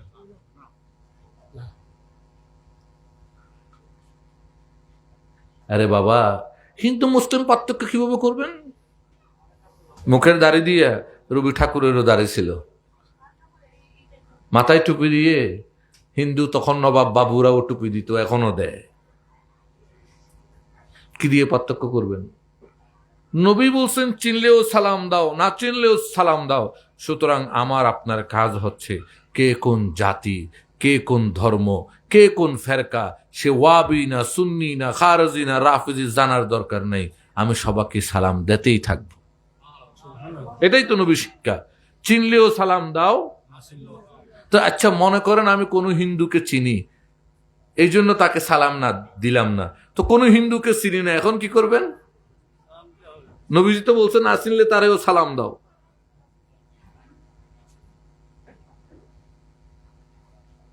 দেখেন রসুল পাকের শিক্ষা হচ্ছে চিনলে তাকেও সালাম দাও, না চিনলে। আর আমাদের অবস্থা কি জানেন? আগে আমরা দেখতাম, আগে, এখন না, আমরা যখন ছোট ছিলাম দেখতাম কৌমিরা সুন্নিদেরকে সালাম দিত না, সুন্নিরাও কৌমিরে সালাম দিত না, জামাতিরাও কৌমি সুন্নিরে সালাম দেয় না, কৌমি সুন্নিরাও জামাতিরে সালাম দেয় না। আর আলে হাদিস সে তো কেউ মুসলমানই মনে করে না, নিজেরে সারা সালাম দেওয়া তো দূরের কথা। হ্যাঁ, এরাও ওই তারে সালাম দেয় না। এখন নবীর আদেশ কি? এটাই রসুলের আদেশ হচ্ছে চিনো না চিনো সবাইকে কি দাও। আর আমাদের আগের আগের এখন না, আগে অবস্থা ছিল আমরা একটা আর একটারে সালাম। তো এখন কি অবস্থা? এখন কিন্তু আমাদের আরো দুরবস্থা। আগে তো সুন্নি কৌমিরে দিত না, কৌমি সুন্নিরে দিত না, জামাতি কৌমি সুন্নিরে দিত না, কৌমি সুন্নি জামাতিরে দিত না, সালাফিরা এদের দিত না, এরা সালাফিরে দিত না। এগুলো আগে ছিল, এখন কিন্তু ডেভেলপ হয়েছে। কিসে হয়েছে ডেভেলপ? এখন সুন্নি একটার একটা সালাম দেয় না, সুন্নি একটা আর একটারে সালাম দেওয়ার আগে চিন্তা করে এবারে আমার ফিরের মুরিদ নি, এবারে আমার দলে আসেনি, আমার কমিটিতে আসেনি, আমার সংগঠনে আসেনি, তইলে সালাম দেয়। আর যদি দেখে না এবারে আমার দলে নাই, আমার ফিরের মুরিদ না, তাইলে সালাম। সুন্নিদের অবস্থা, কৌমিদেরও একই অবস্থা। সালাম দেওয়ার আগে চিন্তা করে ये 7 ग्रुप है या जुबायर ग्रुप, उनमें तो 2 ग्रुप है ना, वो भी तकते हैं कि खुदा जाने ये बला कहां से आया, हमें भी 2 बांट गया, आधा जुबायर तो आधा साथ, होता नहीं दोनों एक साथ। দুইটা শেষ। সালাম দেওয়ার আগে তারাও সাইডা জুবাইর গ্রুপ না, জামাতির মধ্যে একই অবস্থা। তারাও সালাম দেওয়ার আগে চিন্তা করে এটা ওল্ড জামাতি না নিউ জামাতি।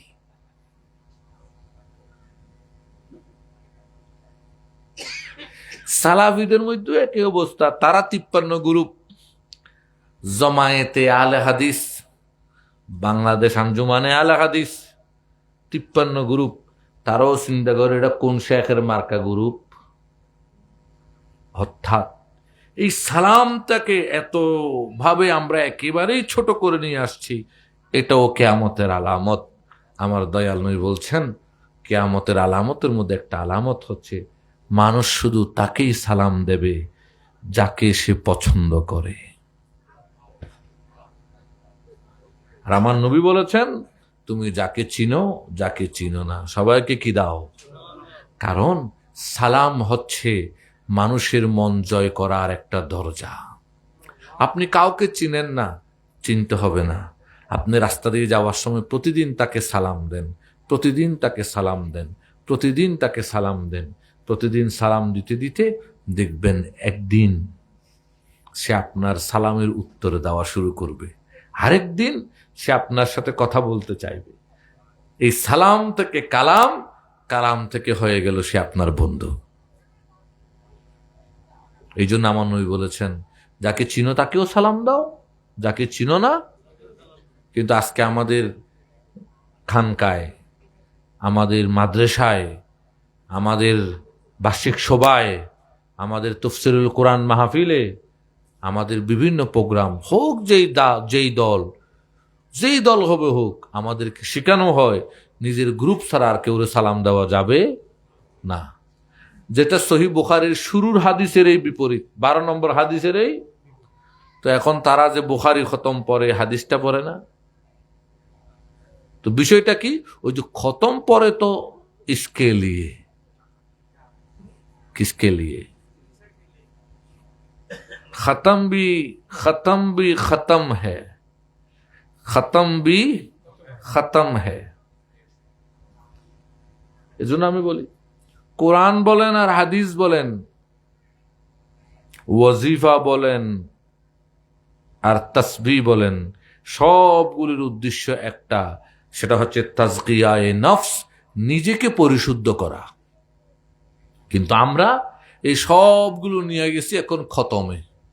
কোরআনটাও খতম, বুখারিও খতম, খাজেগানও খতম, তালিলও খতম, শেফাও খতম, গৌসিয়াও খতম।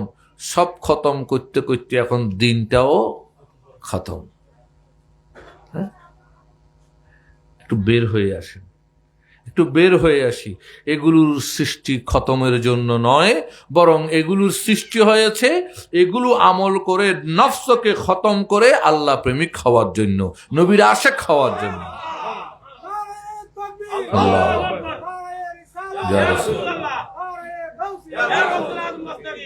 আমাদের পরিবর্তন হতে হবে। আমি বলছি না যে বুখারী খতম পড়বেন না, পড়বেন, কিন্তু বুখারী খতম এই জন্য পড়বেন, এখানে কি বলেছে আমার নবী, আমি আমল করে আমার নফসের মন্দ জিনিসটাকে খতম করব, শেষ করব। কোরআন খতম পড়ব কেন, কি বলেছে আমল করে নিজের নফসকে খতম করার জন্য। আমার দয়াল নবীর শিক্ষা হচ্ছে, উত্তম ইসলাম হচ্ছে মানুষকে খাওয়ানো, আর চিনো বা না চিনো সবাইকে। আরে বাবা, সালাম দিতে টাকা খরচ হয়, এটাই দেওয়ার সময় চিন্তা করে বেটা আমার গ্রুপ নি। আর খাওয়ানোর সময় তো টাকা খরচ হয়, এটার বেলায় কি হবে একটু চিন্তা করেন তো। সালামের সময় টাকা খরচ হয় না, এটা দেওয়ার সময় যদি এত 7-5 ভাবতে হয়, তো খাওয়ানোর বেলায় কি খরচ হয়, টাকা খরচ হয়, কত চিন্তা আছে না। এখন কিছু বললে আপনারা রাগ করবেন, বলবো শুনেন। আগে বুজুর্গদের খানকায় খাওয়ানো হইতো, কারে, যে আসতো তারে। এখন টোকেন, সবাই খাওয়াইতে আমি রাজি না। আগে কৌমিদের বার্ষিক সভায় সকাল থেকে ওইদিকে চলতেছে খাওয়া, এদিকে চলতেছে ওয়াজ, প্যান্ডেলে মানুষ থাকার না থাক, বক্তার ওয়াজ আছে, ওদিকে খাওয়া আছে। এখানে প্যান্ডেলে শ্রোতা না থাকলেও কিন্তু খাওয়ার টেবিলে মানুষ ভরপুর, খাচ্ছে আর খাচ্ছে। কিন্তু এখন সেখানেও করছে টোকেন। ক্যা বাত है।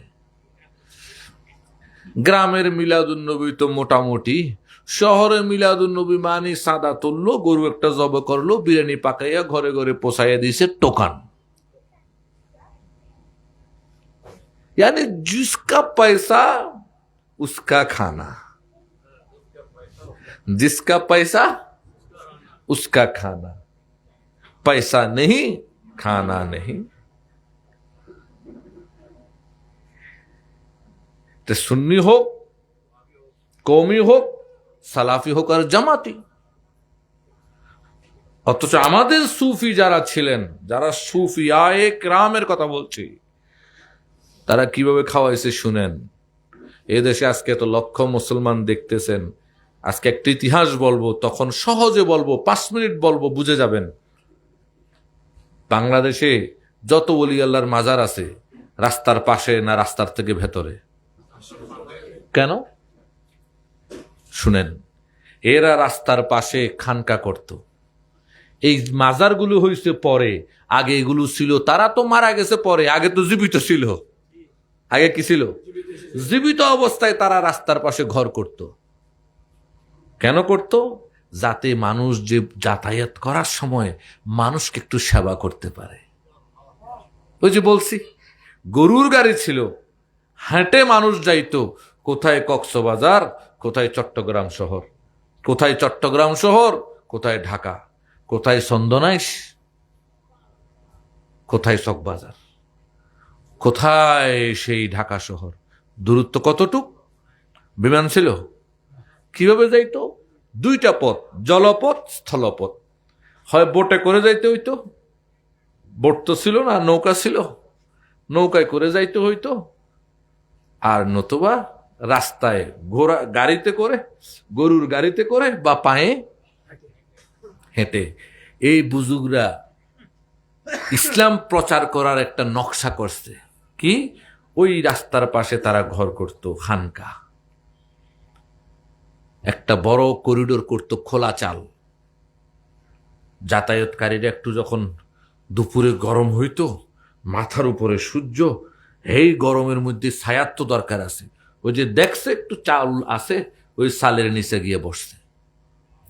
যে সালের নিয়ে গেছে বসতে ছায়ার মধ্যে, ওই জায়গার মালিক পিশাব চলে আসছে। এসাই মুসাফির কোত্থেকে আসছেন, কেন আসছেন, নাম কি, ধর্ম কি? কোনো কাম নাই, আপনি ইনসান, এটাই আমার জন্য যথেষ্ট।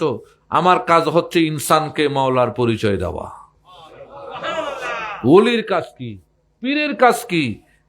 ওলির কাজ, পীরের মিশন একটা, ওলি আর পীর এদের মিশন একটা, দুইটা হতে পারেন, একটাই মিশন।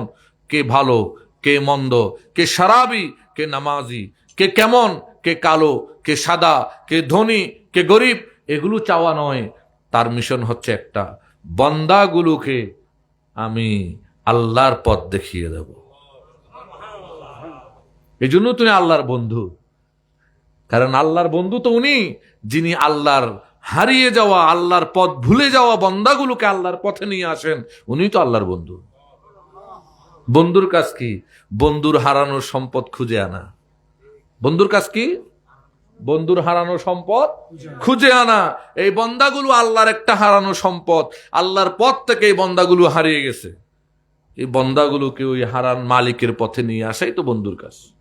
এটাই ওলি আল্লাহর পরিচয়। এই জন্য ওনারা ওই যে রাস্তার পাশেই খানকা করে দ্রুত চলে আসছে মুসাফিরের কাছে। বদনা নিয়ে আসছে, একটু হাত মুখ ধোয়েন, একটু ফ্রেশ হয়ে যান। একটু ফ্রেশ হইল, একটু বসেন। এখন খাদেম হয়ে গেছে পিসাব। এখন তো পিসাব খেদমত নেয়, তখন পীর সাহেব খেদমত দিত।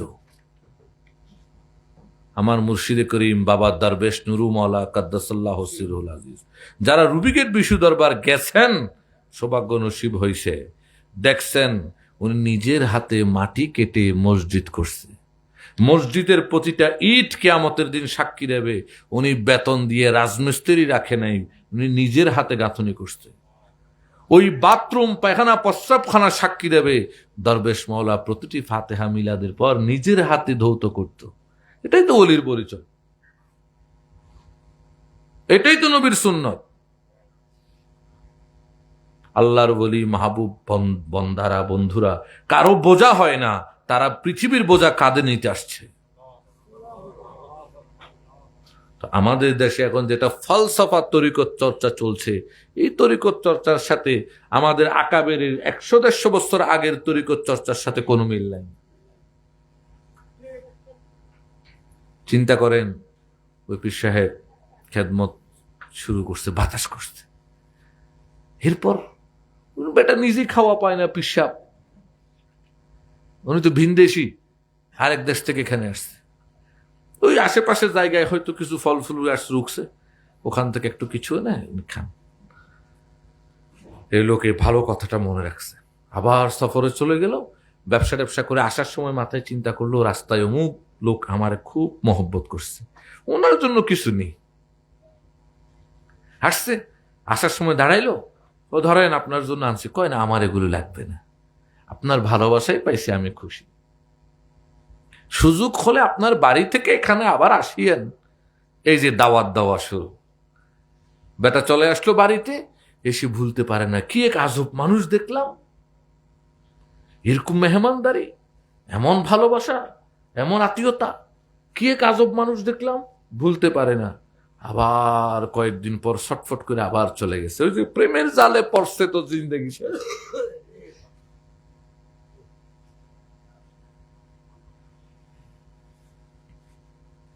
আবার গেছে, গিয়ে ওনার ওখানে 2-1 দিন ওনার সাথে থাকলো। থেকে দেখতেছে এই লোক আজব, নামাজ পড়ে। তো নামাজ কি আর বুঝে, এমন এমন কেমন করে, রাতের বেলা জিকির করে। 1-2 দিন থেকে কই, আপনি যে এভাবে করেন আমার একটু শিখান। কয় আও, এটাই তো আমার কাম, আমার কামই তো এটা, বন্দারে কোন দিকে দেখানো, আল্লাহর পথ। এইভাবেই লক্ষ লক্ষ মানুষকে এই দেশে মুসলমান হয়েছে। আর এগুলোকে তখন বলতো সরাইখানা। কি খানা? কি খানা? কোথাও বলতো বৈঠকখানা অথবা সরাইখানা। এই জন্যই আমাদের দেশে আজকে মীর সরাই, বাবুর সরাই, পীরের সরাই, ওই যে ওদিকে। আর চট্টগ্রামে অমুক বাজার, তমুক বাজার, সৈয়দ বাজার, সৈয়দ হাট, এগুলো ওই পীরদের কৃতকর্মের ফল। ওই বুজুর্গরা একটা কুড়ে ঘর বসাইছে, যাতায়াতকারীদের সেবা দিত, ওনার কারণে আরেকজন বসাইছে, এভাবে বসাইতে বসাইতে হাটের মতো হয়ে গেছে। মেহমান, যাতায়াতকারীরা ওখান থেকে মেহমানদারি নিত। এইভাবেই এই দেশে ইসলাম আসছে। ওই যে নবীর হাদিসের কৌশল কি, তো তুই মুত্তওয়াম ওয়াতকরাউ সালাম, চিনো না চিনো সবাইকে সালাম দাও, সবাইকে খাওয়াও। এই একটা কাজ করার জন্য ওনারা রাস্তার পাশে খানকা করত, যাতে সবাইরে খাওয়াইতে পারে, চিনে না চিনে সবাইরে সালাম দিতে। আর এটা করতে করতে মানুষের অন্তরে ওনাদের স্থান হয়ে গেছে। মানুষ তাদের বাপ দাদা শত হাজার বৎসরের ধর্ম ছেড়ে আসছে। কি মনে হয় 1000, 2000, 3, 4 হাজার বৎসর ধরে মূর্তি পূজা করতেছিল এই এশিয়ার লোক? আপনি ইতিহাস দেখেন, এই ভূখণ্ডের লোক হাজার হাজার বৎসর ধরে মূর্তি পূজা করতেছিল কোন তরবারির আঘাত ছাড়া। কোন শক্তি বাপদাদার ধর্ম ছেড়ে আসছে? শুধু একটাই শক্তি, সেটা কি? মহব্বত, ভালোবাসা। এত বেশি মানুষকে মায়া ভালোবাসা দিয়েছে, মানুষগুলো ওনাদের হাসি দেখে, ওনাদের মহব্বত থেকে নিজেকে নিয়ন্ত্রণ করতে পারে নাই, নিজেকে ওই প্রেম ভালোবাসার গোলাম বানিয়ে ফেলেছে।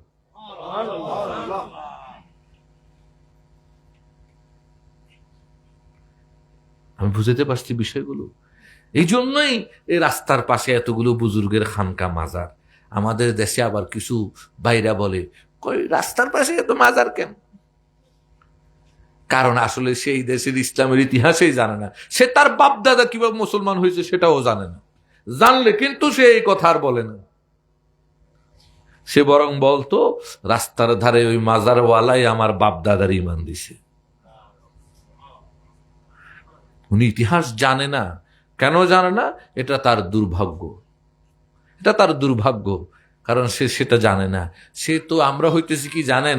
আমরা হইতেছি ওই যে টেকনাফর গে আসিল রে মন্ত্রী, কি নাম, বদিনে, আমরা হইতেছি বদির মতো। ওই বদির একটা বক্তব্য আছে, হয় প্রধানমন্ত্রী কি ওজা আয় কি বৈদ্যনা গাছা তো হতা নাই আর হ্যান্ডুললে। তার মানে আমাদের পিসাব, আমাদের কৌমি হইলে আমাদের মুরব্বী, আমাদের এই সালাফি হইলে শেখ, জামায়াত হইলে আমাদের আমির, ওনারা যারা আছে ওনারা হইতেছে গাছা,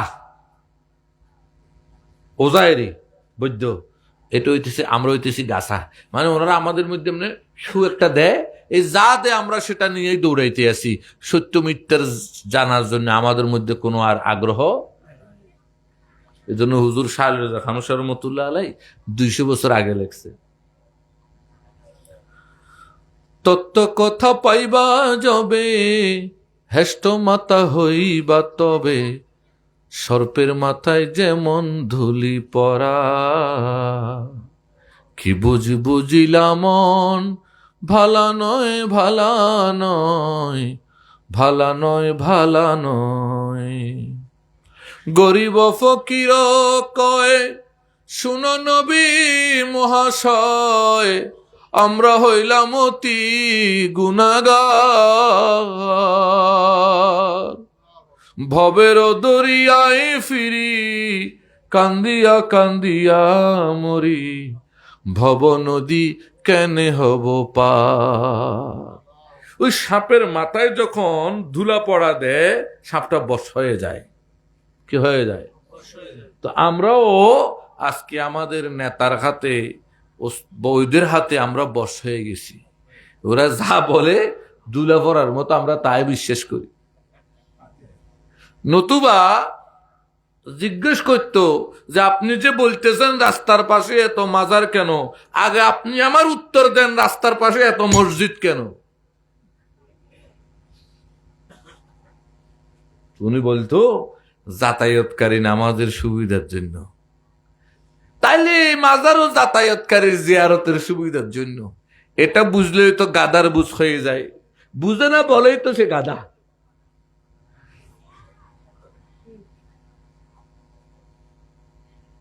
কই যাবেন? আল্লাহ আপনাদের বুঝার তৌফিক দান করুন। তাহলে আমার নবী পাক বললেন, এই বাবা মা ময় মুরব্বী যারা আমাদের থেকে বিদায় নিয়েছে, এদের জন্য যদি আমরা মানুষকে খাওয়াই, কবরে সওয়াব যাবে, কবরে সওয়াব। আচ্ছা, যাদের খাওয়ানোর টাকা পয়সা নেই তারা কি করবে? আর একটা হাদিস শুনেন, এটাও আসছে সহিহ মুসলিম শরীফে। রসুলের পাকের কাছে গিয়ে এক দরিদ্র আরবি সুইলান নবী সাল্লাল্লাহু আলাইহি ওয়াসাল্লাম নবীকে প্রশ্ন করলেন, ইয়া রাসূলুল্লাহ সাল্লাল্লাহু আলাইহি ওয়াসাল্লাম, আমার মা মারা গেছেন, আমি কি তার জন্য রোজা রাখতে পারি? কি আমি কি তার জন্য রোজা রাখতে পারি? আর নাম আমার নবী বললেন, নাম, হ্যাঁ তুমি রাখতে পারো। তাহলে বুঝে যাচ্ছে, কেউ যদি একটা নফল রোজা রেখে, আল্লাহ আমার এই রোজার সওয়াবটা আমার মা বাবা দাদা দাদি নানা নানি শ্বশুর শাশুড়ির কবরে পৌঁছাই দাও, সওয়াবটাও পৌঁছাবে। সুবহানাল্লাহ। তাহলে খাওয়ানোর টাকা নেই চিন্তা করিয়েন না, মাঝে মাঝে নফল রোজা রাখেন, ইসালে সওয়াবের নিয়তে, সওয়াব পৌঁছানোর নিয়তে, সওয়াব পৌঁছানোর নিয়তে কি রাখেন? রোজা রাখেন। তাহলে হাদিস শরীফেই দয়াল নবী আদেশ দিয়ে দিলেন যে আমাদের মা বাবা মুরব্বী যারা ইন্তেকাল হয়ে কবরবাসী হয়েছে, এদের উদ্দেশ্যে আমরা যদি মানুষকে খাওয়াই, এদের উদ্দেশ্যে এদের সওয়াব পোষানোর জন্য যদি আমরা রোজা রাখি, এগুলোর সওয়াব তারা পাবে। সুস্পষ্ট হাদিস আছে, তাহলে আর মোল্লা মুন্সির ফতোয়ার দরকার আছে? এত ফতোয়া দিয়ে কি করবেন? তাকওয়ার মধ্যে আসেন, স্পষ্ট হাদিস। অতএব ইসালে সওয়াব করবেন, করলে মা বাবার হক আদায় হবে। এই মৃত্যুর পর আপনি মা বাবাকে শাড়ি কিনে দিতে পারবেন, লুঙ্গি, দামি শাল, শীতবস্ত্র, কিন্তু দেওয়ার একটা জিনিস আল্লাহ খোলা রাখছে। একটা জিনিস আল্লাহ কি রেখছেন? হ্যাঁ, তুমি এখনো মৃত্যুর পর তোমার মা বাবার জন্য কিছু করতে পারো। কি? তুমি দান করো, ওনাদের নিয়তে সওয়াব যাবে। ওনাদের উদ্দেশ্যে তুমি মসজিদে দাও, মাদ্রাসায় দাও, খানকায় দাও, বাড়িতে আত্মীয় স্বজনকে এনে খাওয়াও, ওনাদের সাথে যাদের সম্পর্ক ছিল ওদেরকে দাওয়াত দিয়ে ওদেরকে খাওয়াও, মানুষকে খাওয়াও, মানুষকে খাওয়াও, এই সওয়াবটা ওদের কবরে যাবে। খাওয়াইতে পারো নাই, কোনো সমস্যা নাই, নফল রোজা রাখো, সওয়াবটা ওনাদের কবরে যাবে। আরেকটা কাজ বাকি আছে, সেটা কি? কবর জিয়ারত করা। কি করা? কবর জিয়ারত করা। এটা মা বাবার একটা মারা যাওয়ার পর আমাদের মুরব্বীদের জন্য আরেকটা বড় হক, কবর জিয়ারত। স্বয়ং রসুলে পাক ওনার চাচার কবর জিয়ারতে যাইতো। আচ্ছা, মানুষের জন্য চাচার হক বেশি রে বাপ মার? নামাতে দেয় আমার উপর অধিকার বেশি আমার চাচার না বাপ মার? রসুলে পাক চাচার কবর জিয়ারতে গেছে। সহিহ বুখারী শরীফ 1344 নম্বর হাদিস, নেটে সার্চ মারি দেখেন। সহিহ বুখারী শরীফ হাদিস নম্বর 1344। রসুল পাক মদিনাতুল মুনাওয়ারা থেকে বের হয়ে উহুদ শহীদের কাছে গিয়ে উনি জিয়ারত করলেন। ইয়া রাসূলুল্লাহ, বদরের শহীদ আছে, খাইবরের শহীদ আছে, এত শহীদ আছে, এদের কবর জিয়ারতে না গিয়ে আপনি শুধু উহুদে যান কেন? কারণ উহুদে আমার নবীর চাচা আমিরে হামজার কবর। উহুদের শহীদদের মধ্যে সৈয়দুস শুহাদা আমিরে হামজা আছেন। আমরা আজকে কত কত মশলা নিয়ে তর্ক বিতর্ক করি, আমি অনেক জায়গায় বলি। আজকে দুইটা মশলা আপনাদেরকে শিখাই যাই সওয়াবের নিয়তে, আল্লাহ রসুলকে সাক্ষী রেখে। একবারের উপরে কোনো জানাজা নেই। কি বলছি আমি? একবারের উপরে কোনো জানাজা নেই। জিজ্ঞেস করেন মৌলভী সাহেবদেরকে। আজকে আমাদের দেশে নেতা মেতা খেতাগুলো মারা গেলে জানাজা 3-4 বারের ধরে হয়। আচ্ছা, আপনারা নিজেদেরকে জিজ্ঞেস করেন, মৌলভী সাহেবদেরকে জিজ্ঞেস করেন, সিদ্দিকে আকবরের থেকে বড় কেউ আছে? রসুলের পর সবচেয়ে বড় কে? আচ্ছা, মওলা আলীর থেকে বড় কে আছে? ওনাদের জানাজা কবর এসে কেন? সিদ্দিক আকবরের জানাজা যারা পায় নাই তাদের জন্য আরেকবার করলে সমস্যা কি হইতো?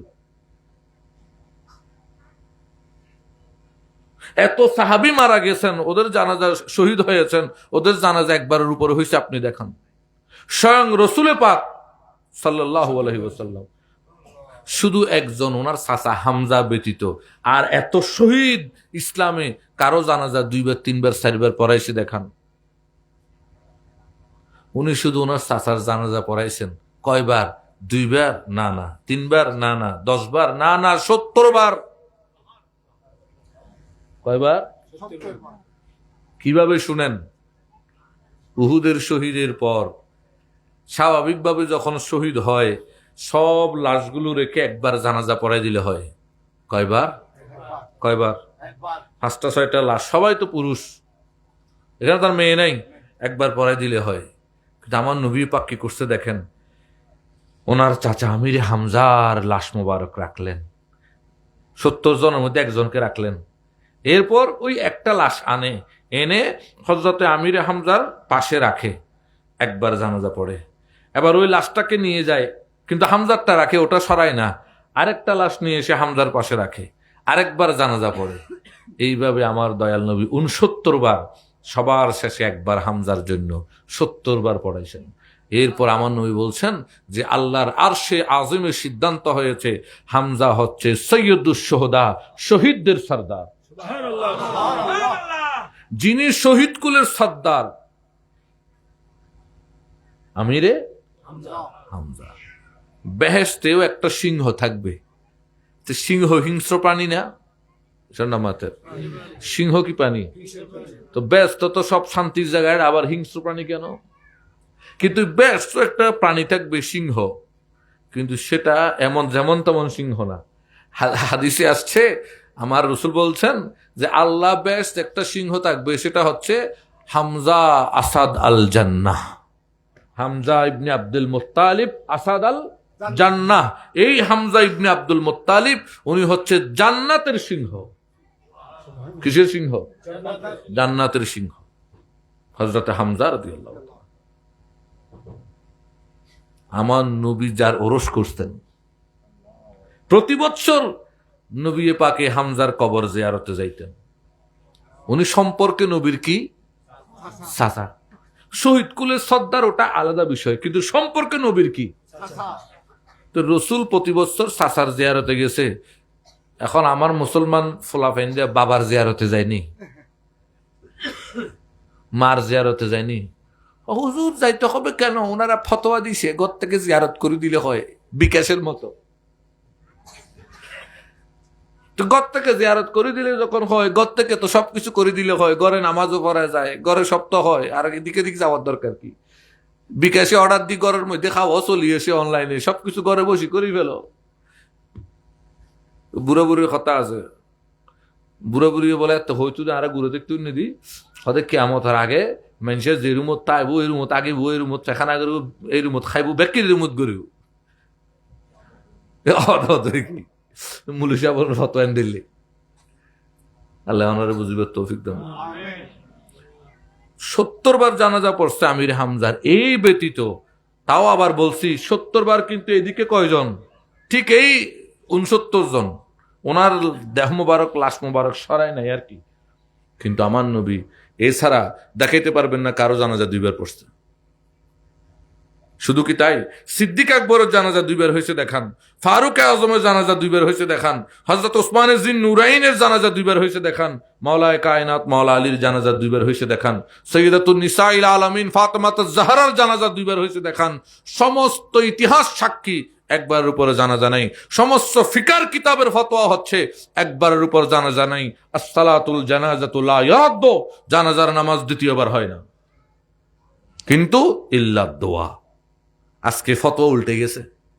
আমাদের সুন্নিরাও কি বলবো, চর্চা নাই তো। আমাকে এক জায়গায় মোনাজারার জন্য ডাকছে, কয় কি? কয় জানাজার পর দোয়া করা যাবে কিনা। আহাদিস মোনাজারায় যাব, একটা সত্য 2 বার জানাজা আছে কিনা এটাও অ্যাড করতে হবে। কারণ ফেকার কিতাব বলে জানাজা 2 বার পড়া যাবে না, কিন্তু দোয়া বারবার করা যাবে। তাহলে জানাজার পরে জানাজা নাই, কিন্তু জানাজার পরে দোয়া। যেটা আছে সেটা নিয়ে ফতোয়া, যেটা নাই সেটা নিয়ে ফতোয়া নাই। বরং ওই নেতাদের জানাজা 4 বারও পড়ি দেয়। সুন্নিদের এই অবস্থা, কমির এই অবস্থা, সালাফি আলা হাদিসের এই অবস্থা, 20 বারের ধরে জানাজা পড়াই দেয়। এই জন্য এই 1 বারের উপরে জানাজা যেগুলো, এগুলোর নাম দিছি আমি রাজনৈতিক জানাজা। কি জানাজা? তোমার তো হইতে ডরলাম না। কি জানাজা? হ্যাঁ, কোন ওলি ইন্তেকাল হয়েছে, নিঃসন্দেহে উনি একজন আল্লাহর ওলি।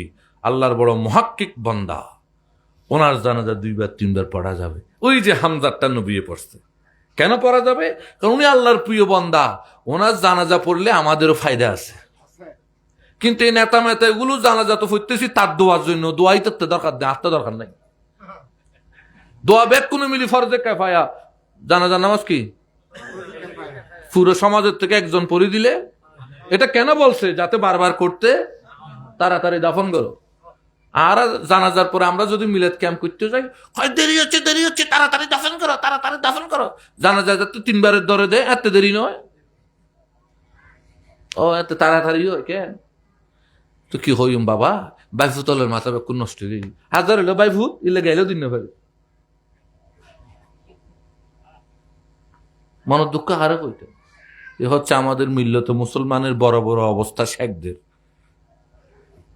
দোয়া হবে আজীবন, দোয়া হবে জানাজা দাফনের, জানাজার আগেও, জানাজার পরেও, দাফনের আগেও, দাফনের পরেও, এই থেকে সেই দোয়া আছে, দোয়া থাকবে। এই জন্য জিয়ারত, এই জন্য কি জিয়ারতের অনেক ফায়দা আছে। হাদিস শরীফ আসছে, রসুল পাক সাল্লাল্লাহু আলাইহি ওয়াসাল্লাম জিয়ারতের কিছু ফায়দার কথা বলছেন, শুনেন।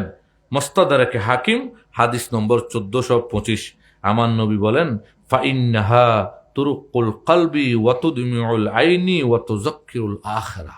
তোমরা কবর জিয়ারত করো, কেন করবে? এটা কলবকে শীতল করে। বেশি বেশি কবর জিয়ারত করলে কলব কি হয়? ওয়া তুদমিউল আইন, চোখ থেকে পানি বের হয়। ওয়া তুযাক্কিরুল আখিরাত, আখিরাতের কথা স্মরণ করিয়ে দেয়। আখিরাতের কথা, তাহলে কবর জিয়ারতের ফায়দা আছে। কলব নরম হয়, চোখে পানি বের হয়ে মনটা শান্তি থাকে, আখিরাতের কথা মনে। এই তিনটা যদি না হয় তাহলে কবর জিয়ারত করে লাভ নেই।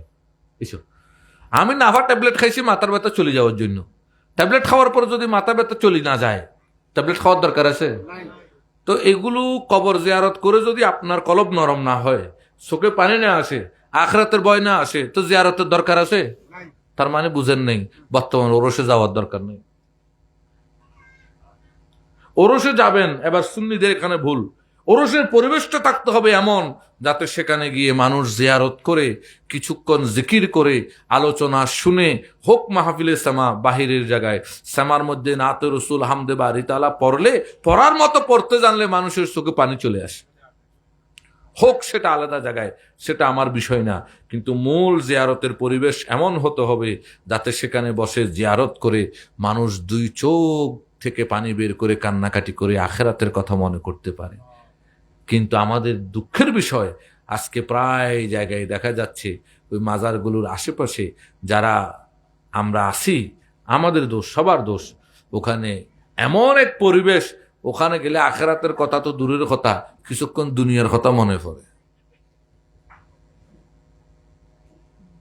সেখানে যেন আখিরাতের পরিবেশ সৃষ্টি হয়, শান্তির পরিবেশ সৃষ্টি হয়, এটার দায়িত্ব যারা মাজারের দায়িত্ব আছে ওনাদের, এবং মাজার যে এলাকায় আছে সবার। তো হুজুর মাজারে শরীয়ত বিরোধী কর্মকাণ্ড হয়, তো কি করব মানে 2 রকম ফতোয়া আছে, ফতোয়া কোনটা দিব? পাগল ডাক্তারের ফতোয়া দিব না ভালো ডাক্তারের ফতোয়া দিব? দোনো। পাগল ডাক্তারের ফতোয়া কি হয়? এখানে আঙ্গুলের মধ্যে চুলকানি হয়েছে, হয় আঙ্গুল কাটে ফেলি দাও। ভালো ডাক্তারের ফতোয়া কি কয়? যেটাতে চুলকানি হয়েছে এটাকে অন্যগুলোর চেয়ে যত্ন আরো বেশি করো। ঠিক না? আঘাত পান যেখানে, সেটাকে অন্য শরীর থেকে যত্ন বেশি করতে হয় না কম?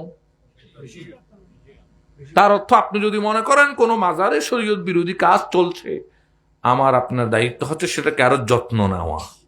সেখানে যাব, যত্ন নেব, ওই কমিটির সাথে আমরা বসবো, তাদের সাথে আমরা ভালো কথাবার্তা বলবো, তাদেরকে বুঝাবো এগুলির দ্বারা আউলিয়া কিরামের অসম্মানী হচ্ছে, ইসলামের ক্ষতি হচ্ছে। আসেন আমরা এমন পরিবেশ সাজাই যাতে মানুষ ওরসের দিন আইসে জিয়ারত করে আত্মা শান্তি হয়। এখন আমাদের ফতোয়া হইতেছে ওখানে এটা হয় কেন, ওটা হয় কেন, এই জন্য ওরস না জায়েজ। তার মানে গরুর গোস্ত রান্নার সময় লবণ বেশি হয়েছে কেন, গরুর গোস্ত তখন না জায়েজ। আজিব মোল্লা, আজিব ফতোয়া। अजीब माहौल यहां का, आ गया एक मौलवी बड़ी इमामा कहां का। আজব অবস্থা আমাদের অবস্থা হইতেছে ওখানে শিরিক বেদাত হয়, ভাঙ্গি ফেলো। তার মানে আপনার এখানে চুলকানি হয়েছে, গা হয়েছে, এটা খাড়ি ফেলি দাও। আজব ফতোয়া না, বরং যেখানে সমস্যা সেখানে আরো বেশি যত্ন করতে হয়। একটা ছেলে যখন নষ্ট হয়ে যায়, ওই বাচ্চাটাকে আমাদের আরো যত্ন নিতে হবে, বুঝাতে হবে যাতে সে ভালো পথে ফিরিয়ে আসে। এটাই ইসলাম। ইসলাম এটা নয় যে এগুলোর জন্য আপনি কাউকে হত্যা করে ফেলবেন, কাউকে মেরে ফেলবেন, দাঙ্গা ফসাদ করবেন। ইসলাম ফেসাদকে পছন্দ করে না, ইসলাম ফেসাদকে পছন্দ করে না। তাহলে কবর জিয়ারত ফায়দা আছে কিনা নেই? এই জন্য আমি আল্লাহর ওলিদের ইতিহাস পড়ে দেখেছি, ওনারা গভীর রাতে কবর জিয়ারত করত। ওলিদের আমল হচ্ছে ওরা রাত্রে, এই যে সামনে শবে বরাত আসছে না, আসছে কিনা? কয় তারিখ? শাবান মাসের 14 তারিখ দিবাগত রাত। একটা মশহুর হাদিস আছে যে মা আয়েশা সিদ্দিকা রাদিয়াল্লাহু তাআলা আনহা, উনি উঠে বিছনায় নবীকে পান নাই। তখন উনি বিভিন্ন বিবিদের রুমে নবীজিকে তালাশ করলেন। উনি মনে করছেন নবীজি অন্য বিবির রুমে গেছে। তালাশ করে এসে নবীজিকে না পেয়ে বাহিরে যখন দাঁড়াইছে, দেখতেছে দূরে জান্নাতুল বাকি কবরস্থানে কেউ যেন আছে। কারণ 14 তারিখ পূর্ণিমা না, এটা না মাতে দূরে দেখা যায়, তো দেখা যাচ্ছে ওখানে মনে হয় কেউ আছে। উনি নবীজির স্ত্রী, তো উনি নবীজির দেহ মুবারকের কাঠামো কিরকম জানে না। উনি উপলব্ধি করলেন এটা রসুলে পাক হবেন। উনি সেখানে গেলেন জান্নাতুল বাকি কবরস্থানে, গিয়ে নবীজির পিছনে দাঁড়ালেন। নবীজি ফিরে নেই, অন্যদিকে ফিরে তাকানো অবস্থায় বলছেন, আয়েশা, নবীরা কারো হক নষ্ট করে না। অর্থাৎ তুমি মনে করেছিলে আমি অন্য বিবির রুমে গেছি, না, নবীরা কারো হক নষ্ট। এরপর বলছে, আয়েশা তুমি কি জানো আজকে কোন দিন? এরপর ওই বরাতের বিভিন্ন ব্যাখ্যাটা নবীজি দিলেন। তাহলে হাদিস থেকে দেখা যাচ্ছে রসুল পাক জান্নাতুল বাকি কবরস্থানে কোন সময়? রাতের বেলা। কোন বেলা? কারণ রাতের বেলা পরিবেশ নিরিবিলি থাকে। এমন সময় আপনি কবরস্থানে গিয়ে জিয়ারত করে হাত দুইটা তুলে যদি কান্না শুরু করেন, আল্লাহ, আমি করে কান্না করলে আমার মা দৌড়ে চলে আসতো। আল্লাহ, আমি একটু ব্যথা পেলে আমার মা বাবা পাগলের মতো দৌড়াদৌড়ি ছুটফট করতো, দিন রাত ঘুম যাইতো না। কত রাত আমাকে নিয়ে ওর ঘুমাচ্ছিল। আল্লাহ, জানি না আমার এই মাটা কেমন আছে। আপনিও আপনার রসুলের সুপর্দ করেছি কবর জগতে, বিসমিল্লাহ মিল্লাতে ওয়ালা রসুল্লাহ বলে আপনি আপনার নবীর হাতে সুপর্দ করেছি আমার মা বাবাটাকে, জানি না কোন অবস্থায় আছে। এটা যখন বলে বলে আপনি কান্না করবেন, রহমানুর রহিমের দয়ায় আল্লাহর দরবারে তার রহমতের ঢেউ চলে আসবে, আপনার বাবা মার কবর জান্নাতের বাগান হয়ে যাবে। কবর জিয়ারত করবেন। কবর জিয়ারতে কলব কি হয়? এই জন্য ওলি আল্লাহর কবর জিয়ারত করবেন, ওলি আল্লাহর কবর জিয়ারত করবেন, মা বাবার কবর জিয়ারত করবেন, মুরব্বীদের কবর জিয়ারত করবেন। অধিক কবর জিয়ারত করার কারণে কলব, এই যে দেখেন, আজ পর্যন্ত ইতিহাসে পাবেন না কোনো মাজারওয়ালা কারো ঘর ভাঙচুর করছে, রাস্তাঘাটে আগুন দিছে, পাবেন? হ্যাঁ, রাস্তার সরকারি গাছ কেটে ফেলছে স্ট্রাইকের নামে, পাবেন? কিন্তু যারা মাজারওয়ালাদেরকে ব্যঙ্গ করে, এরা আন্দোলন স্ট্রাইকের নামে গাছ কেটে রাস্তায় ব্যারিকেড দেয়। তারা যদি জিজ্ঞেস করি গাছ কাটার একটা হাদিস শিখান্ত আমারে। অথচ দয়াল নবী সাল্লাল্লাহু আলাইহি ওয়াসাল্লাম বলছেন কিয়ামত আরম্ভ হয়েছে, ওই সময় যদি তোমার হাতে একটা বীজ থাকে সেটাও তুমি মাটির নিচে গেড়ে দাও। বীজ রোপণ, গাছ সবুজ আনায়নের ক্ষেত্রে আমার নবীর যে হাদিস, বড়ই গাছের ব্যাপারে রসুলের হাদিস আসছে, কেউ যদি ইচ্ছাকৃতভাবে বড়ই গাছ কর্তন করে, আমার নবী বলেছেন আল্লাহ তাকে জাহান্নামে উপরে করে ফেলে দেবেন। আজকে আমরা কি পরিমাণে গাছ কাটতেছি? বাঁচার জন্য আমাদের খাদ্য বেশি প্রয়োজন না অক্সিজেনের প্রয়োজন বেশি? একটা অক্সিজেনের বোতলের দাম কত? তো গাছ একটা রুখে দেন না, টাকা খরচ হচ্ছে, এটা আপনাকে অক্সিজেনের বোতলের চেয়েও বেশি দিত। আমরা কত অজ্ঞ, আমরা অক্সিজেনের বোতলের দাম বুঝি, গাছের দাম বুঝি না। হাদিস শরীফ দেখা যাচ্ছে নবীজি গাছ রোপণে উৎসাহিত করেছে, আর আমার ভাই এরা মোল্লা মুন্সিরা হরতাল অবরোধের নামে সরকারি গাছগুলো কাটি কাটি রাস্তায় ফেলি দেয়। কার গাছ কাটতেছেন আপনি? এটা সমস্ত বাংলাদেশের মুসলমানের হক, নাগরিকের হক। আপনি কয়জনের হকের জবাব দিবেন? এটা ইসলাম? ইসলামে এমন কোথার থেকে আসছে?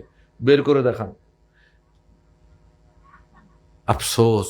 এগুলো কেন বলছি? যে আমরা কোথায় চলে গেছি, কোথায় চলে গেছি, আমাদের মন মানসিকতা কোথায় চলে গেছে চিন্তা করেন তো। যারা মাজারওয়ালা অর্থাৎ বেশি বেশি কবর জিয়ারত করে, এরা কিন্তু এই গাছ কাটাকাটি, মানুষের ঘরে আগুন দেওয়া, ভাঙচুর করা, গাড়িতে আগুন দেওয়া, এগুলোর মধ্যে এদেরকে পাবেন না। কেন পাবেন না? কারণ ওই যে হাদিসে আসছে, এটা কলব নরম করে। কলব তো, কলব যেহেতু নরম, তাদের দ্বারা এই উগ্রবাদী কাজ করা সম্ভব নয়। আরেকটা কবর জিয়ারতের উপকার দেখেন। ওসমান ইবনে নুরাইন নবীর সাহাবী, উনি কবর জিয়ারতে গিয়ে খুব বেশি কান্না করতেন। তো ওনাকে একদিন প্রশ্ন করতেন, এই হাদিসটা আসছে জামিয়ে তিরমিজি 2308। উনি যখন বেশি কান্না করতেন, ওনাকে প্রশ্ন করতেন, আমিরুল মুমিনিন, আপনি আখেরাতের কথা শুনে, আযাবের কথা শুনে এত কান্নাকাটি করেন না, কিন্তু আপনি কবর জিয়ারত করতে আসলে এত কান্নাকাটি করেন কেন? তখন উনি বললেন, সাম্মাইতু রাসূলুল্লাহি সাল্লাল্লাহু আলাইহি ওয়াসাল্লাম, আমি নবী পাক থেকে শুনেছি। কি শুনেছেন? ইন্নাল কবরা আউয়ালু মানাজিলিল আখিরা। আমার দয়াল নবী বলেছেন, কবর হলো আখিরাতের প্রথম মঞ্জিল। কবর হলো আখিরাতের প্রথম মঞ্জিল। ফাইন্না জামিনহু ফামা বাদাহু। যে এই প্রথম মঞ্জিলে নাজাত পেয়ে গেল, সে বাকিগুলোর মধ্যে উত্তীর্ণ হবে। খবর হচ্ছে আখিরাতের প্রথম মঞ্জিল। এই জন্য আমি এখানে এসে আল্লাহর কাছে ভয়ে কান্নাকাটি করি, আল্লাহ, এই প্রথম মঞ্জিল আমি কিভাবে অতিক্রম করব? তাহলে সাহাবা ইকরাম জিয়ারত করত, আমরাও আমাদের জিয়ারতটা সাহাবীদের মতো হতে হবে। তাহলে দুনিয়া আখেরাতে আমরা ফায়দা। এজন্য এটা কিভাবে হবে? হঠাৎ করে একদিনে আপনার মধ্যে এই অভ্যাস আসবে না। ঘন ঘন জিয়ারত করেন, বেশি বেশি জিয়ারত করেন, ওখানে গিয়ে সূরা পড়েন, কোরআন তেলাওয়াত করেন, দরুদ শরীফ পড়েন, মাঝে মাঝে চোখ বন্ধ করে কবর জগতের কথা ভাবেন। দেখবেন আপনার মধ্যে আখেরাতের ভয় চলে আসবে। কবর জিয়ারতের ফায়দা আছে না? আমি বলেছিলাম একটা ফতোয়া বলবো, জানাজার নামাজের ফতোয়া বলছি না? বলছি দুইটা বলবো, আরেকটা বলি শুনেন। আমাদের দেশে একটা বিতর্ক আছে গায়েবী জানাজা, আছে না নাই? একদল হয় যে জায়েজ, আরেক দল বলে একেবারে সোজা কথা, গায়েবী জানাজা বলতে কোনো জানাজা নেই। কি বলছি আমি? গায়েবী জানাজা বলতে কোনো জানাজা। মনোযোগ দেন। কোন কাজ আমার নবী করেছেন, নবী হাদিসে পাইছেন যে এই কাজটা রাসূল করতে, কিন্তু সাহাবীরা কেউ ওই কাজ করে নাই। তখন বুঝে নিতে হবে এটা মুজিজা।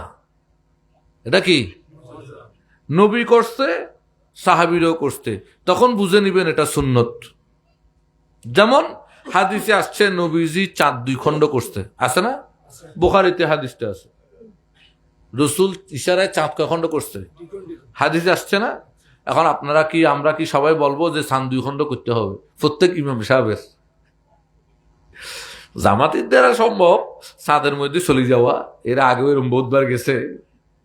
হ্যাঁ, এআই এর টেকনোলজির যুগে এটা কোনো অসম্ভব না। সূর্যের মধ্যে চলে যাওয়া সম্ভব এআই টেকনোলজির যুগে। হ্যাঁ, কিন্তু আসলে এই যে নবী পাক যে চাঁদকে 2 খণ্ডিত করছেন, এটাকে আমাদের করার দরকার আছে? করা কি দিন? করতে হবে কেন? এটা এই ধরনের, এটা তো নবীর মুজিজা। এই ধরনের কাজ সাহাবীরাও, এটা রাসূলের মুজিজা। কথা বুঝে আসছে?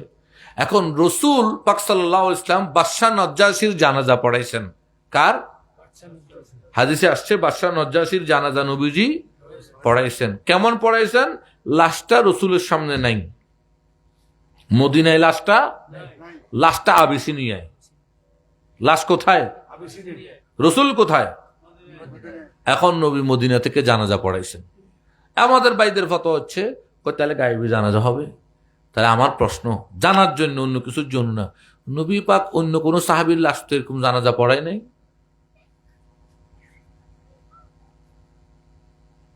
রসুলের প্রিয় পুত্র, পালক পুত্র, কোন পুত্র? পালক পুত্র, নাম কি কে বলতে পারবেন? জায়েদ।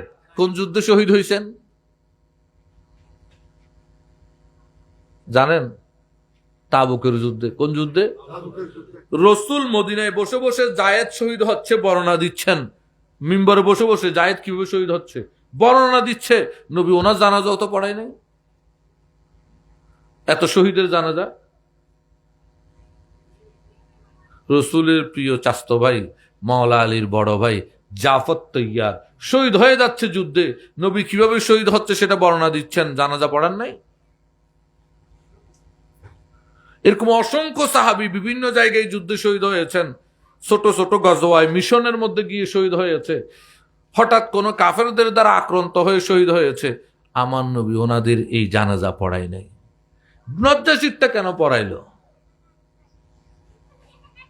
প্রশ্ন আছে না? আচ্ছা, আবার নবী মদিনায় নজ্জাশির লাশ আবিসিনে এত দূরেই জানাজা পড়াইছেন, সাহাবী ইকরাম কোনো কেউ এই কাজ করছেন কিনা? ইমাম হুসাইন যখন কারবালায় শহীদ হচ্ছে তখন মদিনায় লক্ষ লক্ষ, মদিনায় তখন শত শত সাহাবী জীবিত, মক্কায় শত শত সাহাবী জীবিত, ইমামে হুসাইনের মতো জাতের জানাজা ওনারা পড়ে নাই। আজকে দিনকে নিয়ে মস্কারি শুরু করে দিচ্ছে। ওই যে বলছিল রাজনীতির জানাজা, তো নবীজি পড়তে হাদিসে পাইছে, আমরাও পড়বো। তো নবীজি স্থান দ্বিখণ্ডিত করছে, আপনিও করেন। নবীজি মেরাজে গেছে, আপনিও যান, হাদিসে আছে। তখন বলবেন এটা মুজিজা। নবীজি নাজ্জাশির জানাজা পড়াটাও মুজিজা। এই জন্য সাহাবীরা ওনারা কারো জানাজা এরকম পড়ে নাই। হযরত উসমানে জি নুরাইন মদিনায় শহীদ হচ্ছে, তখন অনেক সাহাবী মক্কায় হজের মধ্যে 18 জিলহজ, ওনারা উসমান জি নুরাইনের জানাজা পড়ে নাই। কেন পড়বে? জানাজা হওয়ার জন্য সামনে লাশ থাকা সত্য, লাশ থাকা তো, লাশ না থাকলে দোয়া, লাশ না থাকলে। এই জন্য বলি, এতই যদি ইচ্ছা থাকে জায়গায় জায়গায় গায়েবী জানাজা না করে দোয়ার ইন্তজাম করেন। জানাজা হবে এক জায়গায় যেখানে লাশ আছে, বাকি জায়গায় হবে কি? দোয়া। এটাই তো করতে পারেন, সহজ কথা। ঢাকায় লাশ আছে, ঢাকায় জানাজা, বাকি জায়গায় অমুকের মৃত্যুকে উপলক্ষে ইসালে সওয়াব ও দোয়া। সবাই আসলো, ওখানে কিছু দিনই কোরআন হাদিসের আলোচনা হলো, এরপর সূরা ফাতিহা ওয়াগায়রা যা আছেন পড়লেন। আল্লাহ, আমরা যে ভালো কাজ করলাম এগুলো সওয়াব ওনার রুহে পৌঁছাই দেন। দোয়া করেন মাগফিরাতের জন্য, আল্লাহ ওনার গুনাহ ক্ষমা করে দেন। দোয়া করতে পারেন। দোয়া করার জন্য লাশ থাকা শর্ত, কিন্তু জানাজার জন্য লাশ থাকা, বলেন লাশ থাকা, জানাজার জন্য লাশ থাকা। তা এখন জিজ্ঞেস করতে পারেন যে তাহলে মদিনা থেকে আবিসিনিয়ায় নবীজি কিভাবে পড়াইলেন? এটা নবীজির মুজিজা, এটা নবীজির। রসুল মদিনায় ছিলেন, আবিসিনিয়ার লাশ, নাজ্জাশির লাশ আবিসিনিয়ায়, কিন্তু এখানে মাঝখানে কোনো দূরত্ব নেই। নবীজি মদিনা থেকে ওই আবিসিনিয়ায় নাজ্জাশির লাশ ওভাবেই দেখতেছে যেভাবে একজন ইমামের সামনে মইয়তের লাশ থাকে। এই জন্য এটা নবীজির মুজিজা। আর নবীর মুজিজা বলেই পরবর্তী সাহাবীদের যুগে এমন কোনো ঘটনার দ্বিতীয়বার হয় নাই। এমনকি ইমামে হুসাইনের মতো ব্যক্তি শহীদ হয়েছেন, ওনার কোনো জানাজা এরকম পড়ে নাই। মাওলা আলী কারামাল্লাহু ওয়াজহুর মতো ব্যক্তি এরকম শহীদ হয়েছেন, ওনার কোনো জানাজা এরকম কেউ পড়ে নাই। কেন পড়ে নাই? এই জন্যই পড়ে নাই, কারণ ওটা নবীর জন্য নির্দিষ্ট ছিল। যেমন সান টুকরা করা, মেরাজে যাওয়া, এই যে সৌমে বেসাল, সৌমে রসুল একবার খেয়েছেন একেবারে 6 মাস, কমাস 6 মাস 3 মাস, এরপরে খাইতেন 1 সপ্তাহ, এরপরে খাইতেন, এর মধ্যে আর কোনো খাওয়া খাইতেন না। রোজা রাখছে একটা না, এক বেলা খায় কদিন, 7 দিন 8 দিন 9 দিন। তো নবীকে দেখে সাহাবীরাও শুরু করছে। আমার কয়েকদিন পর দেখে মসজিদে মুসল্লি কমে যাচ্ছে। আমার নবী বলে, কিরে কি ব্যাপার? কয় হুজুর, সবাই আপনাকে দেখে দেখে সময় বেসাল শুরু করছে, এই জন্য শরীরে শক্তি আমার নবী সবাইকে ডাকলেন, বলেন তোমরা কেন করতেছো? হুজুর আপনাকে দেখছি এই জন্য। আইয়ুকুম মিসলি, আমার মতো তোমরা কে আছো? তোমাদের মধ্যে আমার মতো কে আছে? সাহাবীরা ইয়া রাসূলুল্লাহ না, বলছে আমাকে আমার আল্লাহ খাওয়ায়। তোমরা দেখতেছো আমি খাচ্ছি, কিন্তু আসলে আমাকে আমার আল্লাহ খাওয়াচ্ছে, এটা তোমরা দেখতেছো না আর কি। এটা নবীর জাত। এই যে সৌমে বেসাল, এটা যেমন হাদিসে আছে, নবীজি একবার সেহেরি খেয়ে 1 সপ্তাহ 2 সপ্তাহ পরে ইফতার করতেন, হাদিসে আসছে। কিন্তু এটা আমি আপনি রাখতে পারবো? তো এখন হাদিসেই আছে নবী নাজ্জাশীর জানাজা নবী মদিনায় নাজ্জাশীর লাশ আবিসিনিয়ায় তো দূরে পড়াইছেন, হাদিসে আসছে। কিন্তু এটা নবীর জন্য। সাহাবীরা এই ধরনের কোনো কাজ আর করে? রসুল ও নাজ্জাশী ছাড়া আর কারোর জন্য এই কাজ করে? কারণ এটা নবীর মুজিজা, এটা নবীর কি সহজ বিষয়। এই জন্য গায়েবী জানাজা বলতে কোনো জানাজা তো নাজ্জাশীর এটা গায়েবেই না। নাজ্জাশী লাশ তো রসুলের সামনে হাজির, গায়েবেই না। গায়েবী জানাজা কেন হয়? জানাজার শর্ত হচ্ছে লাশ সামনে থাকতে হবে। নবীজি নাজ্জাশীর লাশ দেখছেন, জানাজা পড়াইছেন, এটা মুজিজা। এই জন্য সাহাবা ইকরাম এই কাজ আর কেউ করে? হ্যাঁ। এখন আমাদের কথা সহজ, আমাদের যেটা বিষয় যে কোনো জায়গায় যদি একজন ভালো লোক মারা যায়, সব জায়গায় যদি আমরা চাই তার জন্য কি করতে পারি? কোনো গায়েবী জানাজা না, দোয়ার ইন্তজাম করতে পারি। কি দোয়া? হ্যাঁ, দোয়া মাহফিল, জায়গায় জায়গায় দোয়া মাহফিল করতে পারেন। এটা হচ্ছে শরীয়ত সমাধান, এখানে ঝগড়ার কিছু নাই। করতে হলে গায়েবী জানাজা নয়, কি হবে? দোয়া মাহফিল। কি হবে? দোয়া মাহফিল। ওলামায়ে কেরামদেরকে নিয়ে আসেন, বিভিন্ন খতম পড়বে, দোয়া করবে, এটা ঠিক আছে। সেটা না করে ওটা করবেন, এটা ইসলাম নিয়ে, দিন নিয়ে উপহাস, দিন নিয়ে উপহাস। আল্লাহ বুঝার সবাইকে তৌফিক দান করুক। তাহলে আমরা কবর জিয়ারত করব। কবর জিয়ারতের অনেক কি আছে? ফজিলত আছে। কলব নরম হয়, আখেরাতের কথা স্মরণ হয়। সবচেয়ে বড় কথা হচ্ছে এই পিতামাতার হক আদায় হয়। তাহলে আজকে পরিবারের পক্ষ থেকে যে সিদ্ধান্ত প্রতি বছরে নেয়, বছরও আজকে যে মিলাদ মাহফিল, খাওয়ার ব্যবস্থা যা কিছু হয়েছে, এগুলো সবগুলো সওয়াবের কাজ কিনা? সবগুলো ফায়দার কাজ।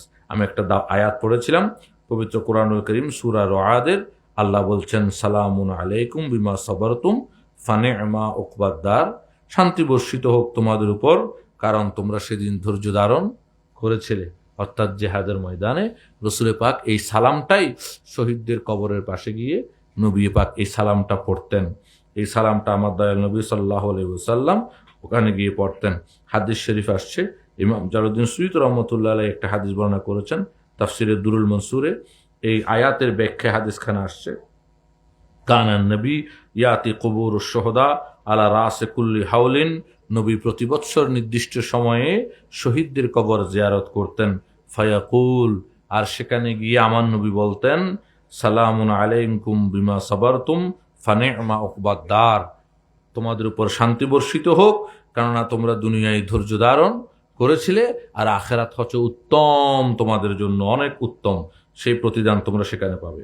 এরপর আসছে ওয়া আবি বাকারিন ওয়া উমারিন ওয়া উসমান, হযরত আবু বকর, হযরত ওমর, হযরত উসমান, ওনারাও প্রতি বছর এইভাবে ওনাদের যুগে উহুদের শহীদদের কবর জিয়ারতে যাইতেন।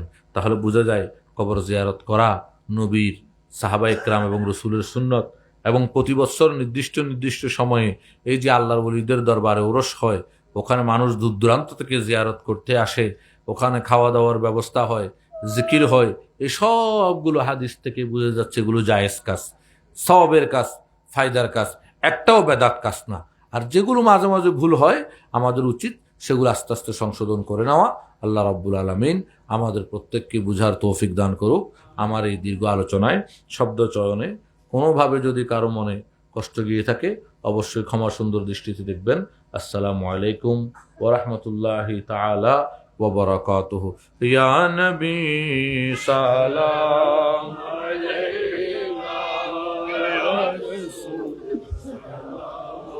আলাইকা ইয়া হাবিব সালাম আলাইকা সালাম আলাইকা सैयदी या रसूल अल्लाह वया हबीब अल्लाह मेरे आका रोज़ा से पर्दा उठा दो चकलनू रानी दिखा दो सादो साद आवाज सुना दो दिल की आरज़ू मिटा दो या नबी सलाम अलैका या रसूल सलाम अलैका या हबीब सलाम अलैका सलावतुल्लाह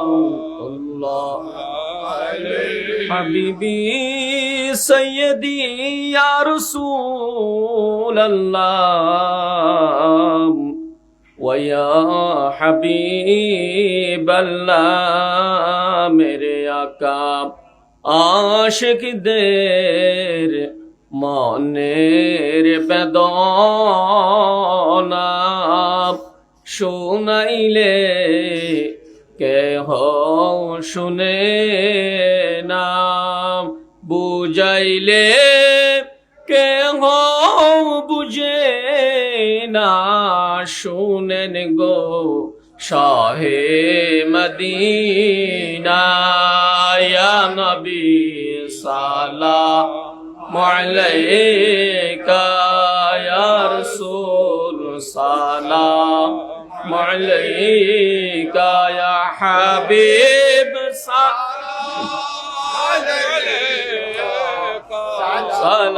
সালাওয়াতুল্লাহ মেহের সরখে নবুয়ত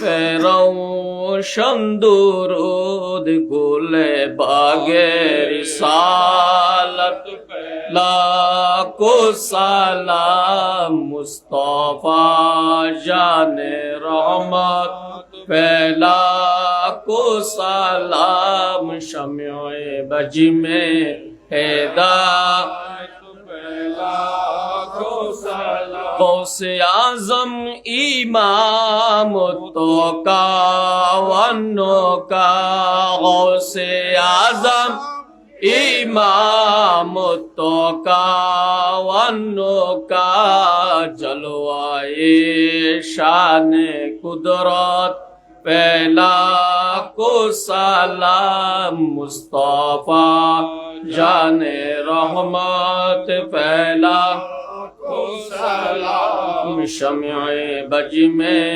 हिदायत पहला को सलाम ख्वाजाई ख्वाजगान राजाई हिंदुस्तान चौरबीम सिरकोटी आका तैयब शाह रहन के आहले सुन्नत पहला को सलाम मुस्तफा जाने रहमत पहला को सलाम शम्ए बज में हिदायत पहला को सलाम अशरफुल औलिया मुफ्ती अमीनुल्लाह शाह आशिके मुस्तफा गौसे मजबंदार सैयदीम हजरत खानू शाह राजदारे हकीकत पहला को सलाम मुस्तफा जाने रहमत पहला को सलाम शम्ए बज में हिदायत आशिक मुस्तफा हजरत अल्लामा गाजी शेर बांग्ला जिनके हर हर आदा सुन्नते मुस्तफा ऐसे पीरे तरीक़त पहला को सलाम मुस्तफा जाने रहमत पहला को सलाम शम्य बज में हैदा या इलाही सदक़े मिराज नबी सल्लल्लाहु अलैहि वसल्लम ऐसा नामी आज जाना हो कबूल मदीने के 4,000 सलाम मदीने के 4 लाखों सलाम मदीने के 4 करोड़ों सलाम मदीने के 4 बेहद सलाम बलगल उला कशफत दुजा बजमालिही हसनत जमीओ फिसालिही सल्लु अलैहि वालिही बलगल उला बिकमालिही बेजमालिही हसनत जमीओ फिसालिही सल्लु अलैहि वालिही बिस्मिल्लाहिर्रहमानिर्रहीम। प्रत्येक सूरा फातिहा शरीफ पाठ करी। बिस्मिल्लाहिर्रहमानिर्रहीम रब्बिल आलमीन अर्रहमानिर्रहीम मालिकिल यौमिद्दीन इय्याका नअबुदु व इय्याका नस्तईन इहदिnas गैरिल मग़दूबि अलैहिम वलद्दाल्लीन। बिस्मिल्लाहिर्रहमानिर्रहीम कुल हुवल्लाहु सूरा इखलास शरीफ कुल हुवल्लाहु अहद अल्लाहु समद कुल हुवल्लाहु अहद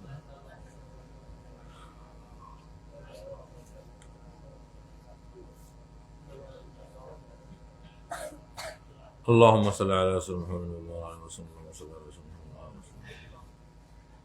سيدنا محمد وعلى آله وصحبه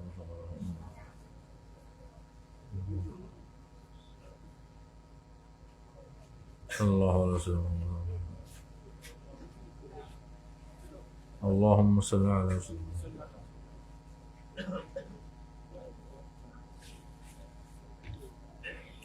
اللهم آمين اللهم آمين اللهم صل على سيدنا محمد النبي وعلى آله وصحبه وبارك وسلم عليه خذ بلطفي إلهي من لهم جاد قليل مفلسا بالسلكيات عند بابك خليل أين عيسى أين موسى أين يحيى أين نوح أنت يا صديق أكبرت بلا مولى الجليل إلهي يا إلهي يا إلهي بحرمة توي مشكل كشاي إلهي تبت من كل المعاصي بإخلاص الرجاء للخلاص أغثني يا غياث المستغيث بفضلك يؤخذ يوم بالنواصي परवरदिगार रब्बुल आलमीन আল্লাহ আমরা গুনাহগার না খানদানা লায়ক না পাক না আচিজ বান্দা আল্লাহ একত্রিত হয়ে মরহুম আফজল মিয়ার পরিবারের উদ্যোগে আয়োজিত আজিমুশ শান ইসালে সওয়াব এবং এই মাহফিলে মিলাদুন নবী সাল্লাল্লাহু আলাইহি ওয়াসাল্লামের মধ্যে আল্লাহ বসে সেই বাদ মাগরিব থেকে কুরআন সুন্নাহর আল্লাহ আলোচনা হয়েছে, জিকির হয়েছে, সালাতুস সালাম হয়েছে, দরুদ শরীফ হয়েছে, কোরআন তেলাওয়াত হয়েছে, নাত খানি হয়েছে। আল্লাহ যা কিছু হয়েছে সমস্ত নেক আমলগুলোকে কবুল আর মঞ্জুর করে এগুলোর সওয়াব আপনি আল্লাহ মরহুম আফজল মিয়া এবং তার পরিবার পরিজন যারা দুনিয়ার থেকে বিদায় নিয়েছেন তাদের কবরে কবরে পৌঁছায় দেন।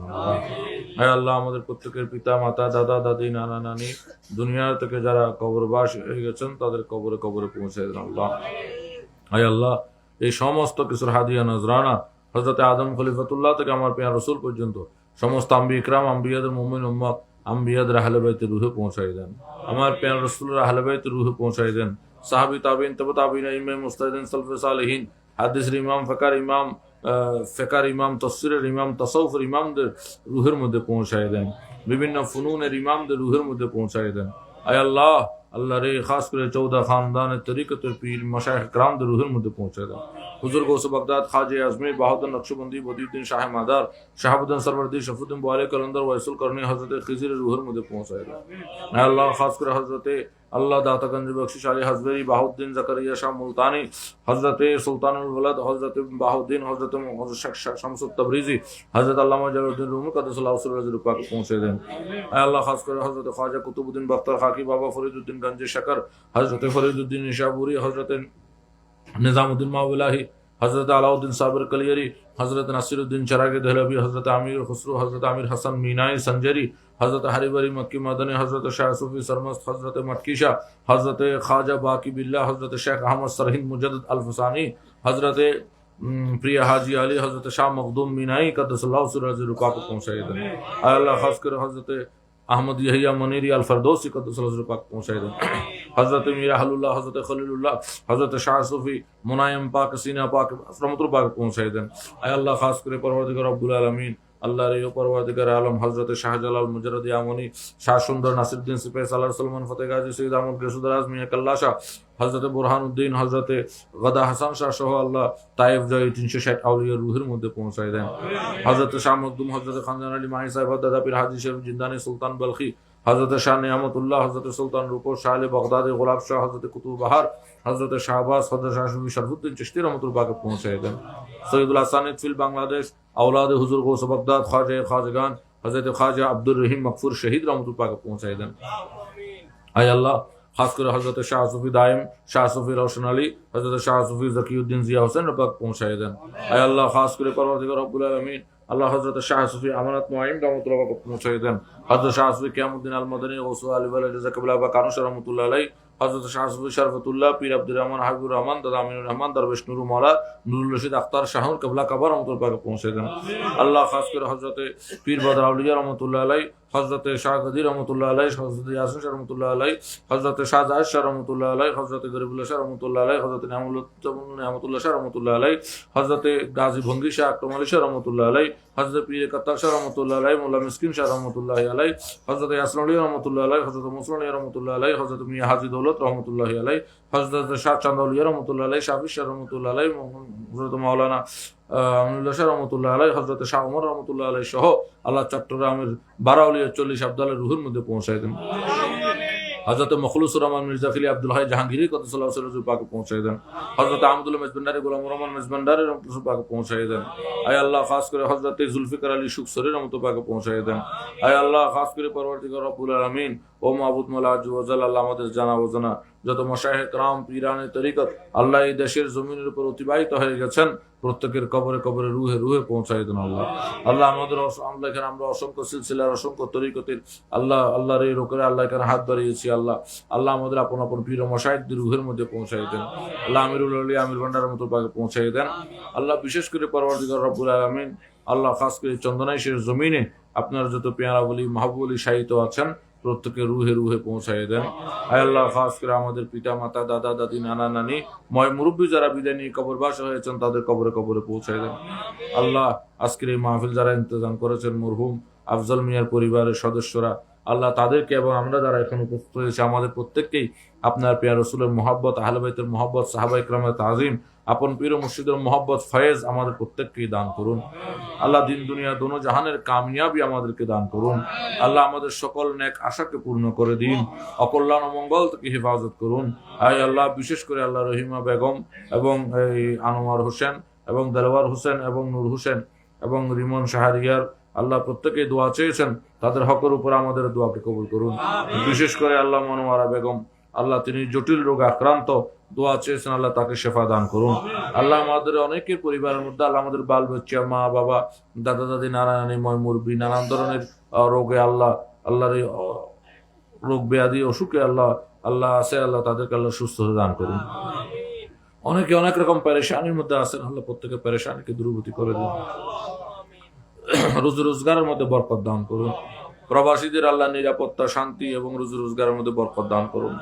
যারা দেশে যে কাজকর্ম করতেছে সেখানে আল্লাহ রুজি রোজগার করতে পারার ব্যবস্থা করে দিন।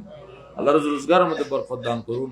আল্লাহ এই পরিবার আজকে আল্লাহ দীর্ঘ জীবন ধরে আল্লাহর এই ইসালে সওয়াব এবং মিলাদুন নবীর মাহফিল করে আসতেছে আল্লাহ ভবিষ্যতেও যেন আল্লাহ এই মাহফিল আল্লাহ করে যেতে পারে। ময় মুরব্বির ইসালে সওয়াব আল্লাহ এর তৌফিক আল্লাহ দান করুন এবং আল্লাহ এর বরকতে আল্লাহ তাদের সকল পেরেশানিকে দূরীভূত করে দিন। তাদের পরিবারের মধ্যে রহমত নাজিল করুন, পরিবারের মধ্যে আর্থিক সচ্ছলতা দান করুন। আল্লাহ গনি ও ধনীদের অন্তর্ভুক্ত করুন। মাযহাব মিল্লাত তাসাউফ দয়াল নবীর দ্বীনের গোলামি করার তৌফিক দান করুন। আল্লাহুম্মা সাল্লি আলা সাইয়্যিদিনা মুহাম্মাদিন নবিয়্যিল ওয়া আলা আলিহি ওয়া সাহবিহি ওয়া আজওয়াজিহি ওয়া যুররিয়্যতিহি ওয়া আলা বাইতিহি ওয়া আহবাবিহি আজমাইন। আল্লাহুম্মা তাকাব্বাল দুআ ওয়া আনতা হাইয়্যুন কারীম। সুবহানাল্লাহি ওয়া বিহামদিহি সুবহানাল্লাহিল আযীম। আমিন বিরহমাতিকা ইয়া আরহামার রাহিমিন।